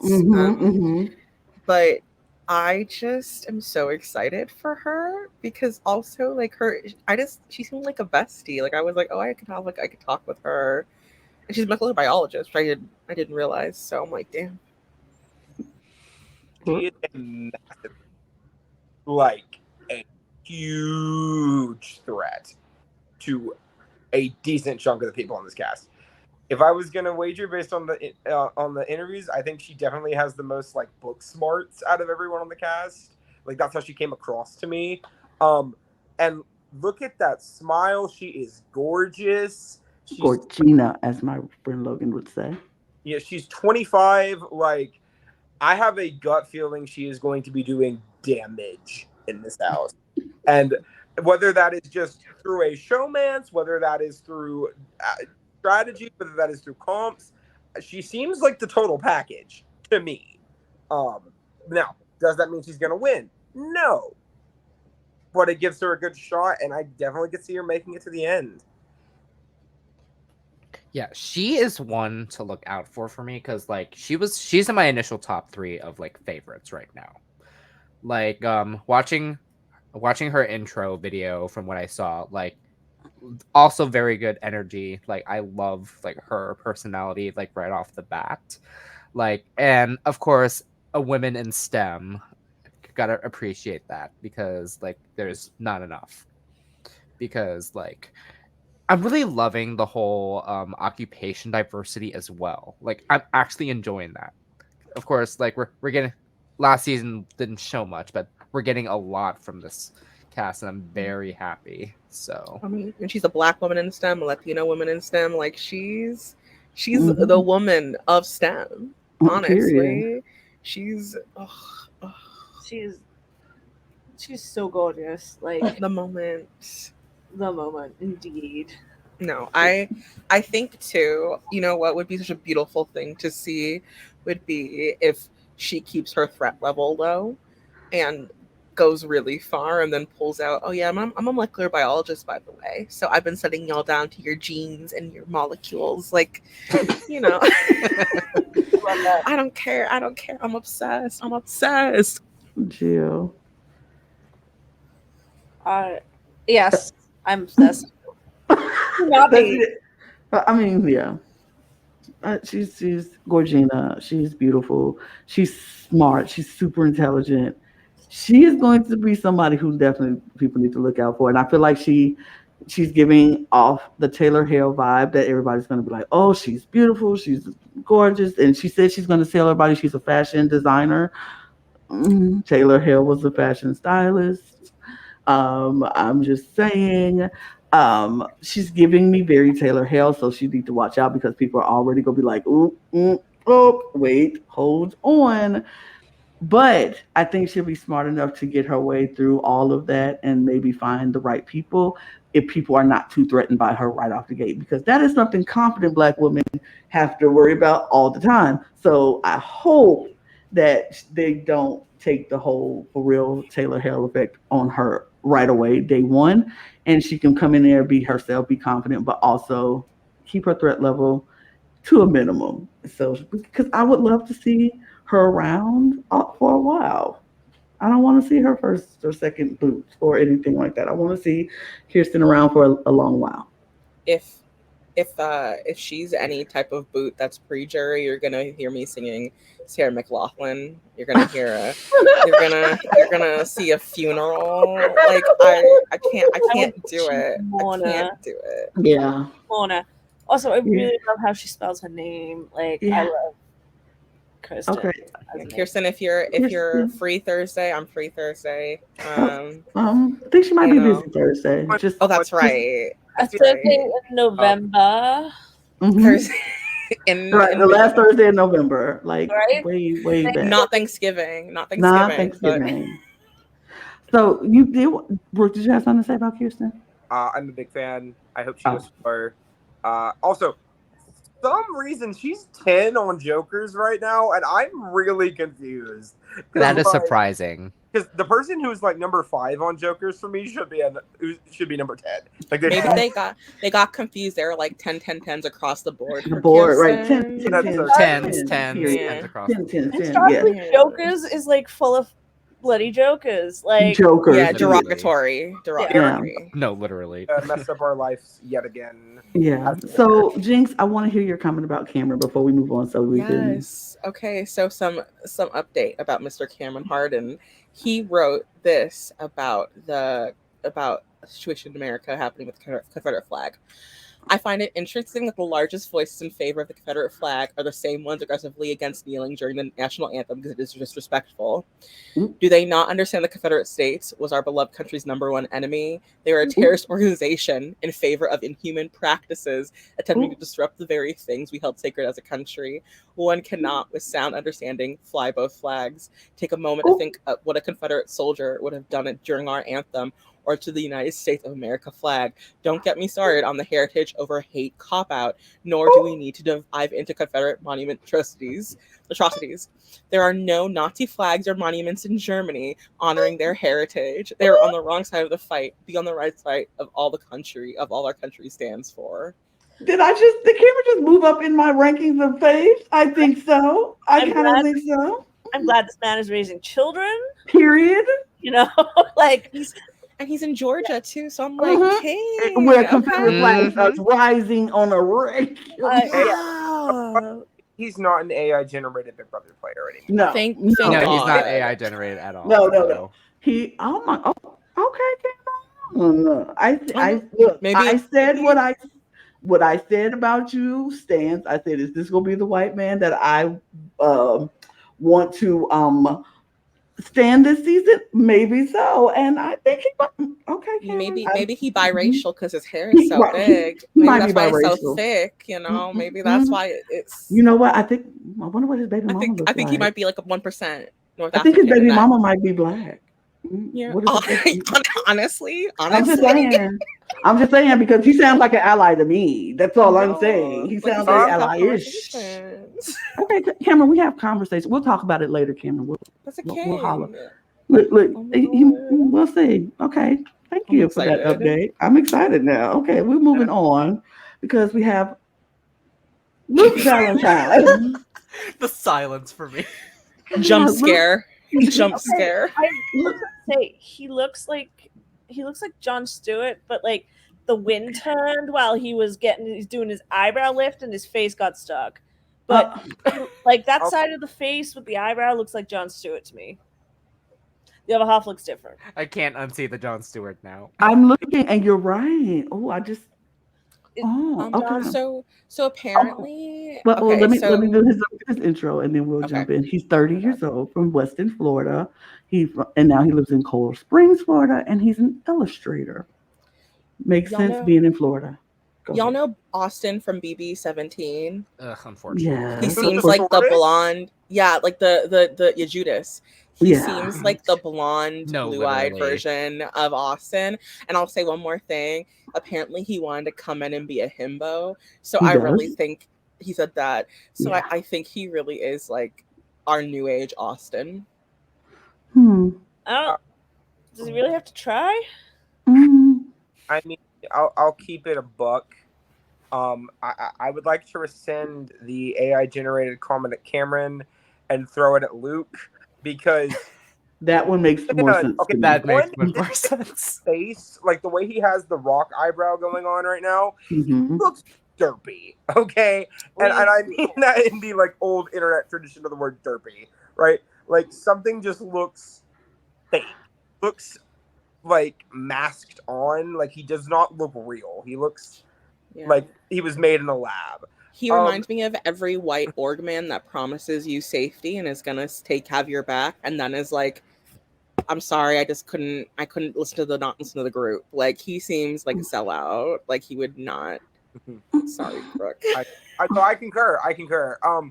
And also like, are we not past this archetype yet? Can we please move past it? It's like he's giving me freaking like David Gerton with a brain, I guess, and like that's just Tyler. Like, and he's not even the only person on this cast that is that same fucking archetype, and I'm so sick of it. See, this is what it is about Luke. I feel like I don't know how I feel about him. He doesn't seem. He confuses me. Because in this picture, when I first got the picture, I was like, "Oh, okay, dude, he can go. I don't even want to hear anything he has to say." But then in the video, he looks nothing like the picture. He literally catfished us in the same day. Like you give us this picture, and I'm like, "Oh, who is this guy?" He's also. I mean, I'm like, he's kind of attractive, I guess, for that kind of guy. If you like that kind of guy, and then in the video, I was like, "Who is that? Who are like, this is not the same person." And if it wasn't for the shirt, I would think he was not the same person. And then he starts talking, and his game is like, really another talk about everything and give me nothing, girl. Like, you're giving me, I don't know who he is as a player from his intro video. I don't know who he is as a person from his video. I don't know who he is from this picture. I just don't know who he is.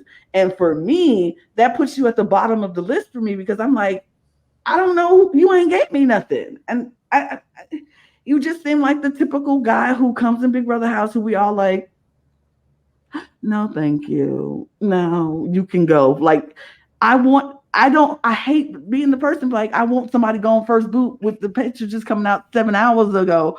But baby, I kind of want you going first boot, and I don't even know you because I don't know you. You gave me nothing in the intros, and so I don't know. He was giving eyebrow and thought that was enough. Like I think this smolder doesn't give me anything, unfortunately. He reminds me of.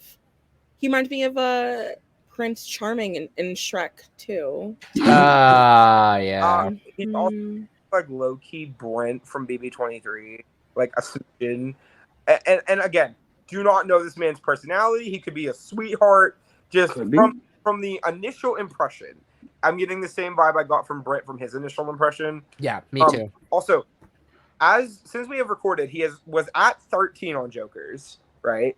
He is now at 15 on Jokers. It's been passed by not only Bowie, but the other person who you all know is inevitably ranked pretty low on Jokers, which we will get to him when we get to him. I mean, again, I think it's probably because we don't know anything about this guy. He gave us, come on, girl, give us nothing. Like, nothing. Yeah, and with that said, if next year y'all see me on the show flirting with a Luke Valentine type 2, just know it's proximity to power because on the wrong cast, this man would run the majority alliance. Period. He would. And I would need to jump off a cliff. Not unfortunately, but I'd have to play Big Brother. So. Right. Yeah. We'll have to see what he gives us, like in the first couple weeks, if he left, and if he knows something. Boot. Yeah, like I scream first boot for me. The tea is hot. He's screaming first boot at me. No, literally. I hope. But again, like he could surprise us again. We'll see. I hope he's an entertaining first boot. I do think that'd be a surprise. He'd be a really funny first boot. Yeah, that's another person he's giving. He's also giving me Travis from BB23 in the first boot. Period. First boot. Woo, first boot. Boo, first What boot. about Travis? Sorry. Look, sorry to that man, but yeah. Sorry, Anyway. Travis. Matt Klotz.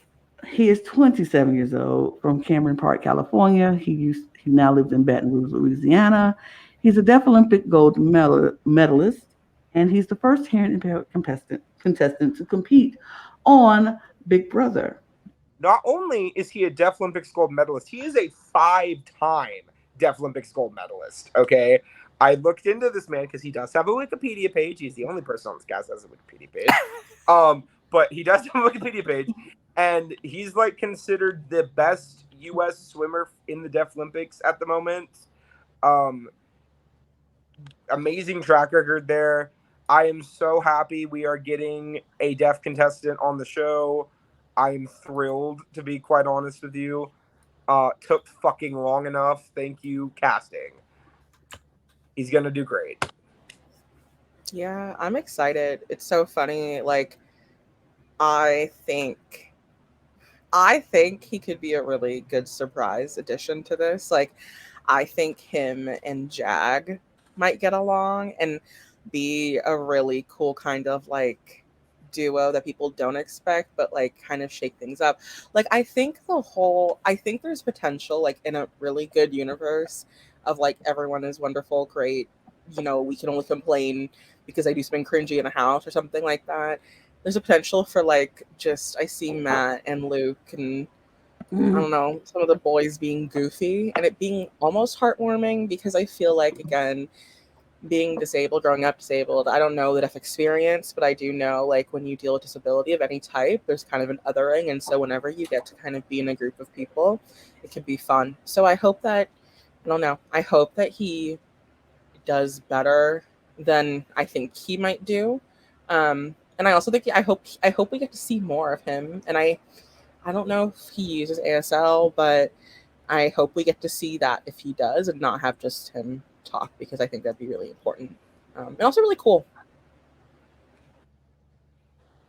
No, yeah, this is. Oh, sorry. Go ahead, Brandon. Go ahead. No, yeah, this was something that because I got very different energy from him from his intro, like from watching that. So, like now that I'm finding this out, because like I'm just hearing about his occupation for the very first time right now. I'm like, I did not know that. Mm-hmm. So this changes everything of who I thought Matt was gonna be. So I was just like, okay. I feel that because at first I was like, and you know what? I'm still nervous. Matt is somebody who I'm nervous about. And here's why. I feel like Matt can be that guy with the bromance. Like he'll have bromance and then they'll make their bro alliance and then they'll do bro things. And I'm just like, I don't want to see another bro thing happening. I'm sick of bro alliances. But I mean, of course it happens pretty much every season because we go to what's familiar to us. We hang out, we try to be around what's familiar in a place of unfamiliar things. And so I feel like he might be one of those guys. Him, Luke, Jared, like I feel like they can get this bro thing happening, these guy things, and we're gonna do man things, and which is what it is. It is what it is. If it works, it works. That's great for them. But I don't know. I'm still a little nervous, but I feel like he can also be that kind of person who understands what it's like you said, to be other, because in the disabled community, that's what they like to do to, and I will say us, because I am part of that community. They like to other us and say, oh, you're good for this. You're a nice person for this part. You know, it's good that you can do this while you're this. And it's like, yeah. So I want the best for Matt. I hope he does really well in this game. I hope the experience is a positive experience, not just for him, but for people watching. So that castings of all shows can be like, you know what? We can cast more hearing impaired contestants. We can cast more sight impaired people. We can do all of these things and work around, whatever is happening with their disability. I hope that happens, but we'll see. I will say, to answer the question of if he speaks or not, he did speak in his intros, so I would Yes. speak. Mhm. But also, I guess the vibe I got was not the bro out Winston and Brett kind of romance. I was getting like a genuinely good person, and I hope that is like legitimate, and he stays that way in the house. I could see him making it to the end. I think he just has like the ability to do that from what 5 seconds of him we have seen. With the also, I feel like the name Matt Klotz is a good Big Brother winner name. Honestly, Honestly, yeah. Yeah. Why not? Yeah. Why I not? was going back to his intro. Like, he did like describe himself as a surfer bro, Yeah. which was like which had my initial like thing. I was like, okay, like another surfer dude, okay. But again, hearing about his occupation, of like this changes everything, because like, again, like y'all said, we have never seen an hearing impaired person, and I want to see what this show does for his accommodations. Right. I'm interested in that too. Yes. Because Me like too. I hope that it is very, to make sure like he can stay at level with everyone. I hope they do. I definitely think every competition needs to have the light effect, or the so they know he knows it's time to start the competition. Like I mean, it's the easy fix in the Big Brother house. You're in the studio, blink the lights. Like literally, that's all you have to do. Like ready, set, click, click, everybody goes. So hopefully they can do that, and they'll make it so he will be able to hear anything that he might have a problem with, as far as announcements. Maybe have if he is somebody who signs. We do know he read lips. He can. That was a secret that he will not tell in the house. He said he can read lips from far away, which I feel is a very good advantage for him, because if people are talking about you and you just sitting back like, I know what you said. So I'm like, okay, all right, Matt, that's something. But I do hope that, like, if he is someone who signs, if he can, like, here, if he signs and watching the monitors for Julie, and they have an interpreter or somebody who could be there for him. I just hope that they accommodate him so he does feel like everybody else in the house. He doesn't feel like other in the house. Yeah, and like I said, I think if he was I do think, like I said, there's like an alternate universe where everything is wonderful, perfect. I feel like there's a very, very good chance of there being a very wholesome, like, bro alliance, like with Matt and Cameron and Jared and who's the other bro that Even Jag and Luke. Jag. Luke will be the first to go, I guess. But with Jag, like that, with Jag, Matt, Cameron, and Jared, in a way, like I know we hate the all men's alliance, but again, it's still different. Like we have two people who never represented. Different too. Mm-hmm. So I feel like if we got a men's alliance that wasn't horrible, it's not like downplaying the women constantly, and like they're just playing the game. It's diverse men, right?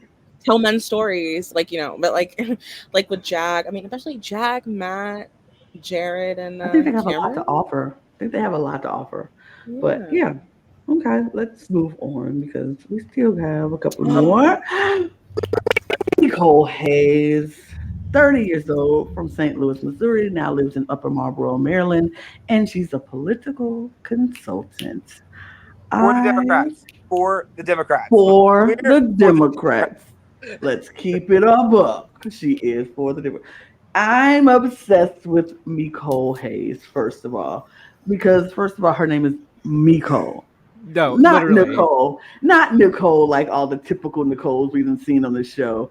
She is Mecole, and she's a political consultant, which is something that I wanted to do in my time back in my day when I was younger. I was like, I want to move to DC and be a political consultant and be someone who is a political pundit on CNN or MSNBC, because those are the only shows that I would ever do, because you would never catch me on Fox News ever.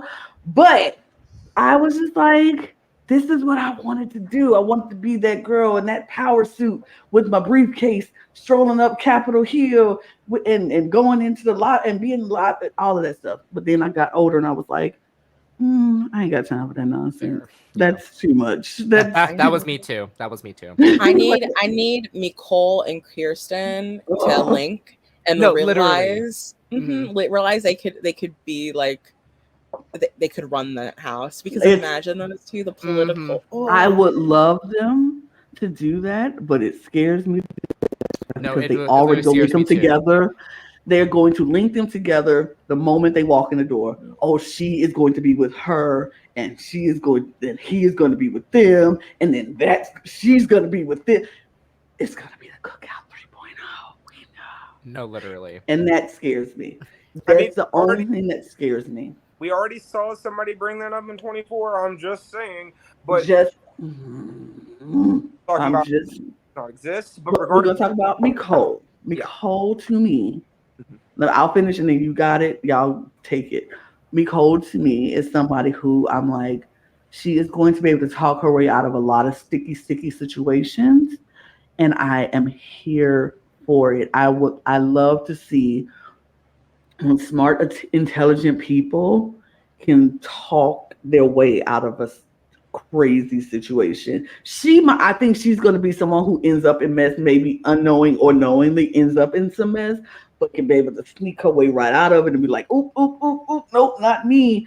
And that's who I live to watch in a game. I love to see somebody be like, my back is against the wall, and I'll work my way out from under this huge pile that was coming on me. I work my way out of it. She play it like that, baby. I am a fan for life. Y'all have edits. I see her in a very similar place as I see Blue, in the idea that I think both of them have winner energy. I could see both of them going to the end. Like, I could see them being the final two, keeping the bottom. Blue and Mecole as the final two. Tell me y'all don't want to see that. I'm just saying, like, with Felicia getting something as well. Like, that would be so captivating to me, especially because they both just were so interesting in these first little bit we got of them. But also, it's the other end of that coin is that I also could see her being an early target and getting taken out for being too big of a threat.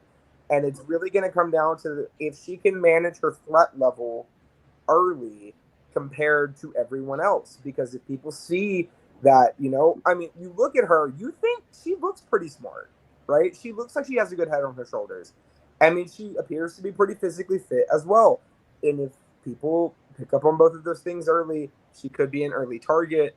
I really hope that's not the case, because as of right now, she is my winner pick. So, all right.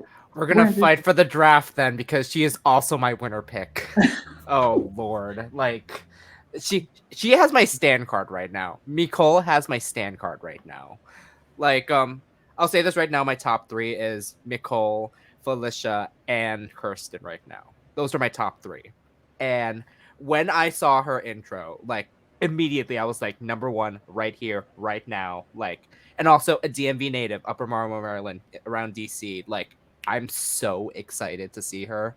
Like, you have no fucking idea. She's from St. Louis. St. Louis, well, Upper Marlboro, current city. Giving me Davon and Taylor Hale vibes for me right now, right here. So, also, I'm low-key a pinch of Jocasta. I'm not gonna lie.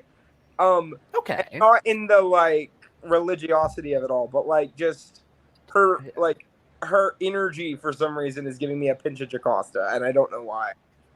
No, I get it. I see it in that, but like the energy is again giving me Davon and like Taylor Hale boss bitch vibes. I'm ready. I am ready to see how she's going to play. Like she has my stand card right now, my winner pick. Like hopefully I have to fight for her for this draft, even though I won't be here for this because breaking the fourth wall, I have to go. So bye. All right. Bye everyone. But hopefully this cast is gonna be great. I was scrolling through Twitter earlier and I saw some of her tweets and she is hilarious.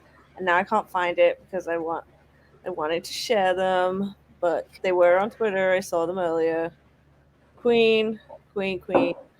Queen. That's all. Yeah, I don't know.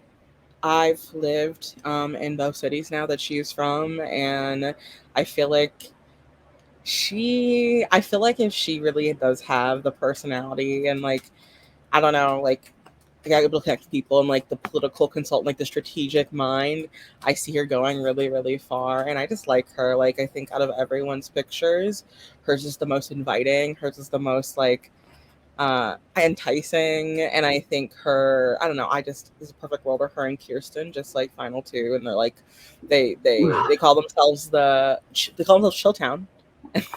and they rewrite history, and and I don't know, they could eat. I would love that. I would love that so much. We'll see. I have my things that scare me, but we'll see. Yeah. Then we go to Red Utley. He is 37 years old from Gatlinburg, Tennessee, and his occupation is sales. Brook, please go. So I would like to point out I am originally located relatively close to Gatlinburg. Me too. So, I'm from Bristol. That's an hour and a half away from Gatlinburg. So I've been to Gatlinburg hundreds of times. I cannot tell you the exact number. Dollywood season pass holder, everything. Okay. People are already saying that this man is cornbread and from Over the Top, if you didn't watch Over the Top. People are someone else he got compared to Frenchie. And so I was based on my location, I gotta have at least somebody that is either a mutual friend on Facebook or something, right? So I scrolled and I had a mutual friend, right? So two degrees of separation here, that was friends with him on Facebook. I looked at his Facebook, okay? The man really doesn't give me that energy. And again, he's been getting a crap ton of hate right out of the gate. And I would like to reiterate, maybe he was a little bit annoying in his video. Sure, I can see that. I can see where people could see that. I thought he was a little bit annoying in his video as well. I'm not going to lie. But that doesn't mean we need to go and say, oh, this guy is the scum of the earth, terrible, hates insert group here. When I looked at his likes on Facebook, not a single conservative hate group, anything, trolled through his posts. I saw nothing. Brook, I'll stop you because he's 37 dating a 19-year-old. Has a child with a 19-year-old. Mm-hmm. That means he was 36 when they were 18, and then the time they had a child. Uh-huh. I think the hate is warranted to a degree. I think that makes people uncomfortable, and I can see it. As someone of his age, there's nothing less attractive to me than a 19-year-old. Mood. Also, I'll say this too. Someone said something really funny. When y'all said we were gonna get a TikTok star, I thought you meant the hot gay dentist, not Frenchie in a wig. Because apparently, Red has 600K followers on TikTok. Mm-hmm. And he's just doing some. I don't know what he's doing. He's doing some stuff. I think honestly, if he wasn't 37 having a kid with a 19-year-old, I would just be they're just being weird about him, whatever. But I understand the hate, and I think I would have loved to stand him unironically, as the dude with the beard, Southern Santa Claus. I don't know, but I just think that is just such a red flag. And then I don't know, and I don't like that. It's being branded as something else, because I just feel like there's such a young audience for Big Brother, and the people who are older are I'm not going to date a 19-year-old. So, I mean, I definitely see that. To be fair, I didn't see that online. My take with it is, I'm not going to excuse it, but I also don't think it needs to be people calling, sending death threats to the girl, which has allegedly. Oh, that's not cool. That's not cool. That has nothing to do with her. Yeah.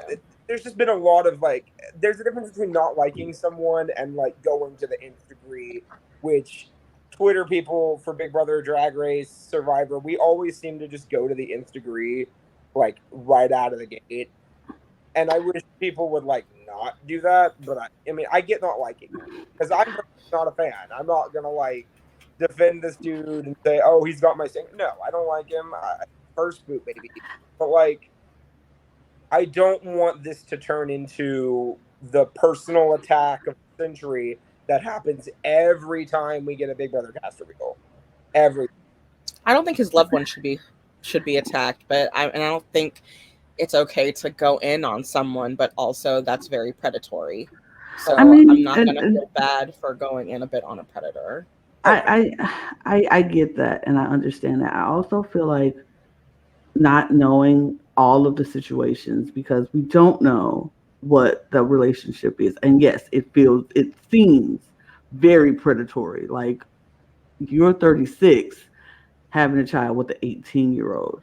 Now, do we know if she was 18 and they got together, she was 18, that's legal. As much as we say that's a child, legally, lawfully, 18, she's considered an adult.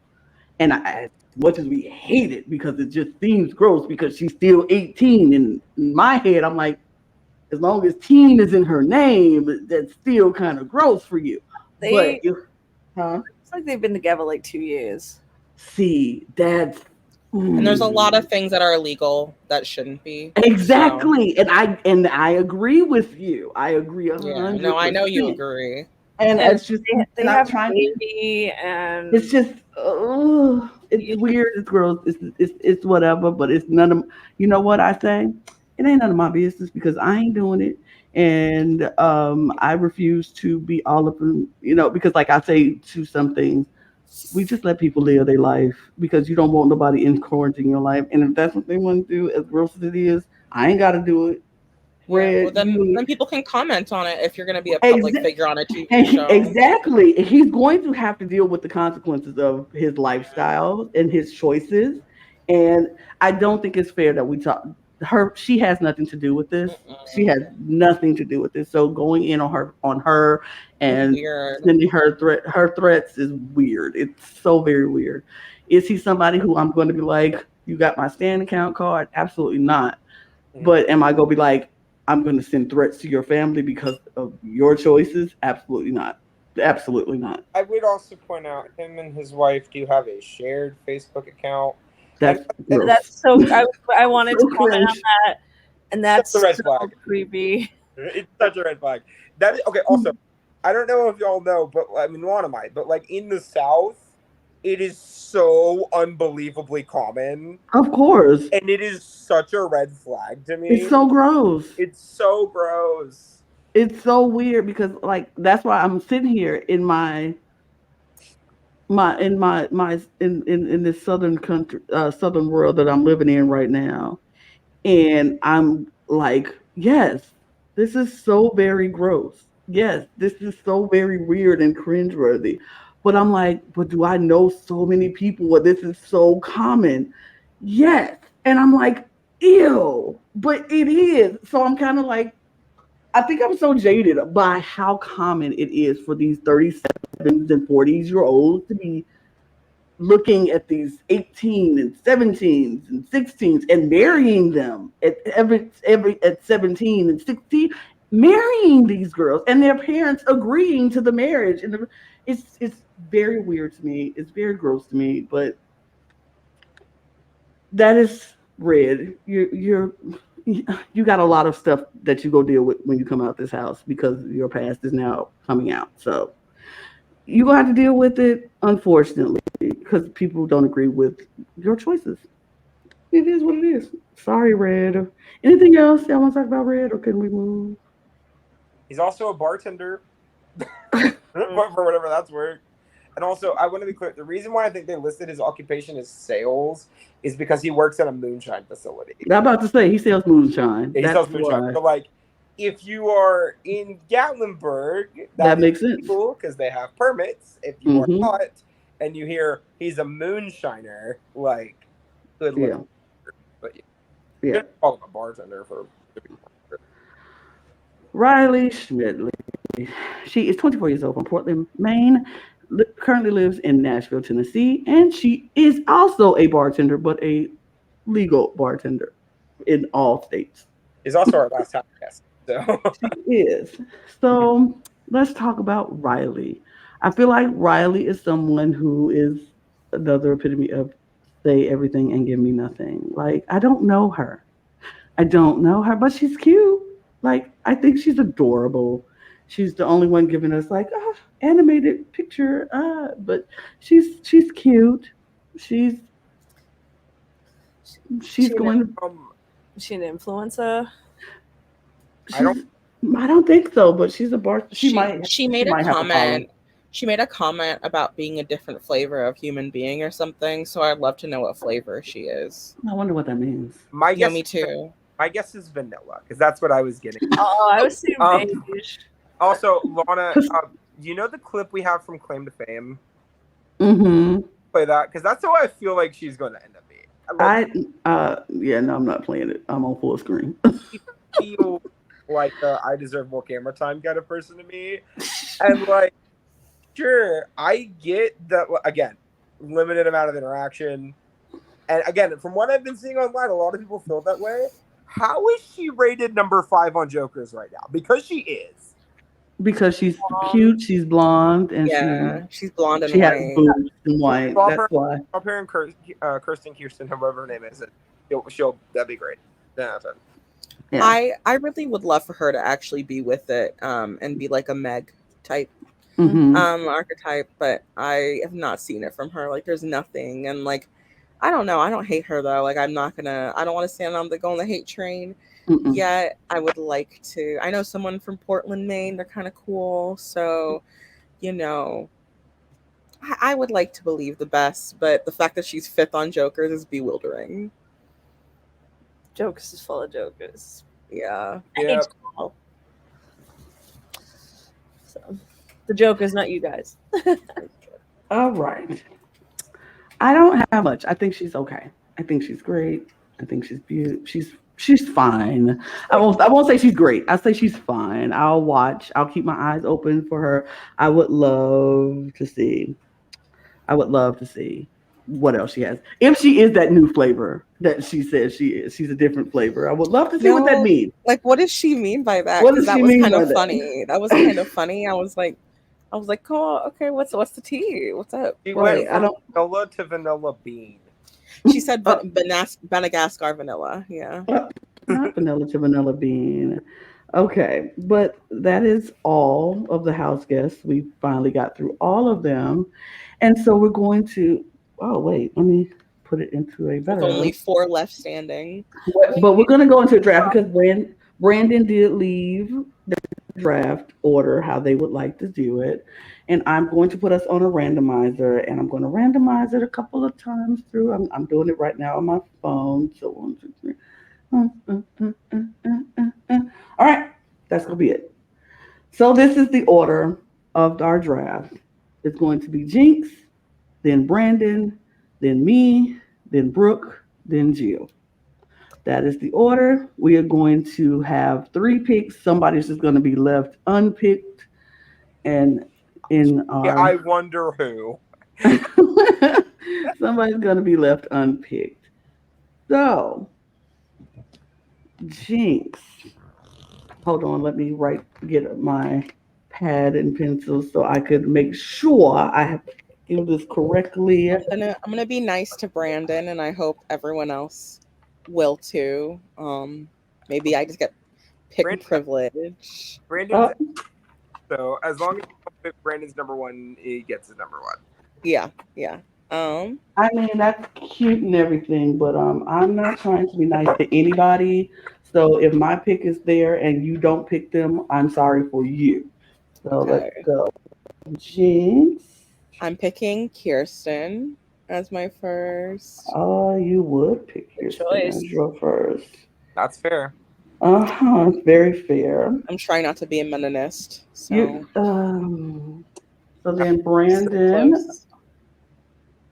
Of course, Brandon's pick was Mecole first. So Brandon gets Mecole. And then it's me. I am picking Felicia because I am going to do that always. When literally my entire top 3 has been raided, stolen, gobbled, swallowed. Brook, you are up next. Okay, I am gonna go with Jared. Okay. I'm sorry. No, I'm sorry. Okay. Yeah. Okay. Okay, and now Brook, Jill. I'm gonna pick Jag. Okay. And you also will go again because this is I'm going with my woman in flannel, Izzy. period. Women in Brook. flannel. Well, I'm debating between 2, and I know whoever I don't pick is not going to be on my team because I can feel it a mile away. Hey, Tosh. I'm gonna pick Cory. Okay. That's a good choice. Yeah, but I'm kind of regretting it. Because for me, y'all already know who I'm picking. It's going to be Blue. Yeah. It's going to be Blue. It was gone either way. I just had to go with what I thought had a better chance. Okay, so let's see. Brandon gone. That person's gone. That person's gone. That person's gone. That person's gone. That person's gone. That person's gone. So Brandon gets Bowie. Okay, cool. Do I get 2 or do I only get 1? You do. You get 1 more. We get 3. Yeah, 1 more for you. We get 2. Wait, so I get 2 right now? Yeah. 1 more. No, because wait, yeah, 1. Yeah, 2. You get 2. Okay, cool. So who's exactly left? You can get Reilly, Hisam, America. You can get Reilly, America, Cameron. Luke, Cameron, Red, and Hisam. Okay, I'm gonna do Cameron and Hisam. Those are Yep, good ones. Okay. If Cameron and or Hisam embarrass me, I you know what? I will go to Matthew Dela Cruz and I will fight him myself. Well, Brandon will get Matt because that is someone next on his list. I am going to get America. double Fuck yeah. damn. All right, so who does that leave me? Reilly, Luke, and Red. Yes. Wonder. Do I take Wonder Bread? Do I take Vanilla? Or do I take Moonshine? You should take your hometown. Rep your hometown. Come on. I will take Reilly because I don't want my team to be a total sausage fest. You know? Oh, Jill, that's you. Yeah. Luke or Red? Give me Luke. All right. I wondered who was gonna be left at the end. I really did. Now, when Red went this whole thing, we go all be sitting here like, Well, we'll give Red to Logan. If Red wins, it'll just be giving Gabler all over. Gabler all over. It will be giving Why are you Gabler. talking about? Gabler didn't win 43. 43 was won by Cassidy Clark. Okay, let's be No, please. I actually drafted Gabler, And he won. he was the last one, and I was last in the draft. So, and then everyone else I drafted was pre-jury, so I was just like, God damn! Every week I expected to go, and because I actually wasn't watching 43 because I was pissed off Mariah got first boot. Anyway, Me too. Mm-hmm. And I drafted her first, so Do you feel partially responsible for the outcome of 43? I won. I don't care. Period. Love and drafting. It really is. And on that note, we are going to say follow us all here on YouTube and where all get your podcasting things, your audio podcast. Hit all the buttons, the likes, the shares, the follows, the subscribes. We would love to have you. We're doing this on The Cup TV, but we're also going to be premiering this on our main channel on The Cup Pod. So if you're watching this on Cup TV, thanks. Subscribe here. If you're watching us on The Cup Pod, join us on The Cup TV because that's where all of our Big Brother stuff is going to be happening on The Cup TV. So jump up there, subscribe, hit the bell so you know when all of our stuff is coming out. We have a lot of things coming down the pipeline now with Big Brother starting, and we still have other shows that we're hosting, and we have plenty of Drag Race on our main channel as well. So all the stuff is happening. We are busy here on the Cup, but we want you to join us on our busy journey. Also follow us on Instagram, TikTok, and Twitter or at the Cup Pod. Get your Cup merch at lanagscreations.etsy.com. Get all of your Cup merch, your Cup, your Cup. And if you just want to follow us on Twitter, you see the links down below. You see us. We're cool people. We're going to probably be talking about Big Brother a lot on our own Twitters and all the things that's happening this season. Join us, talk about it, engage with us. Leave your comments below if you agree with what we think about these people who we don't know. We only saw 7-8 hours ago. And tell us if you think you're right or we're wrong, or whatever you think. Tell us in the comments below. We appreciate you. And that's it, y'all. I think it's time to go. Cheers, everybody. Cheers. Cheers, and cheers. Cheers. Bye. Expect the unexpected.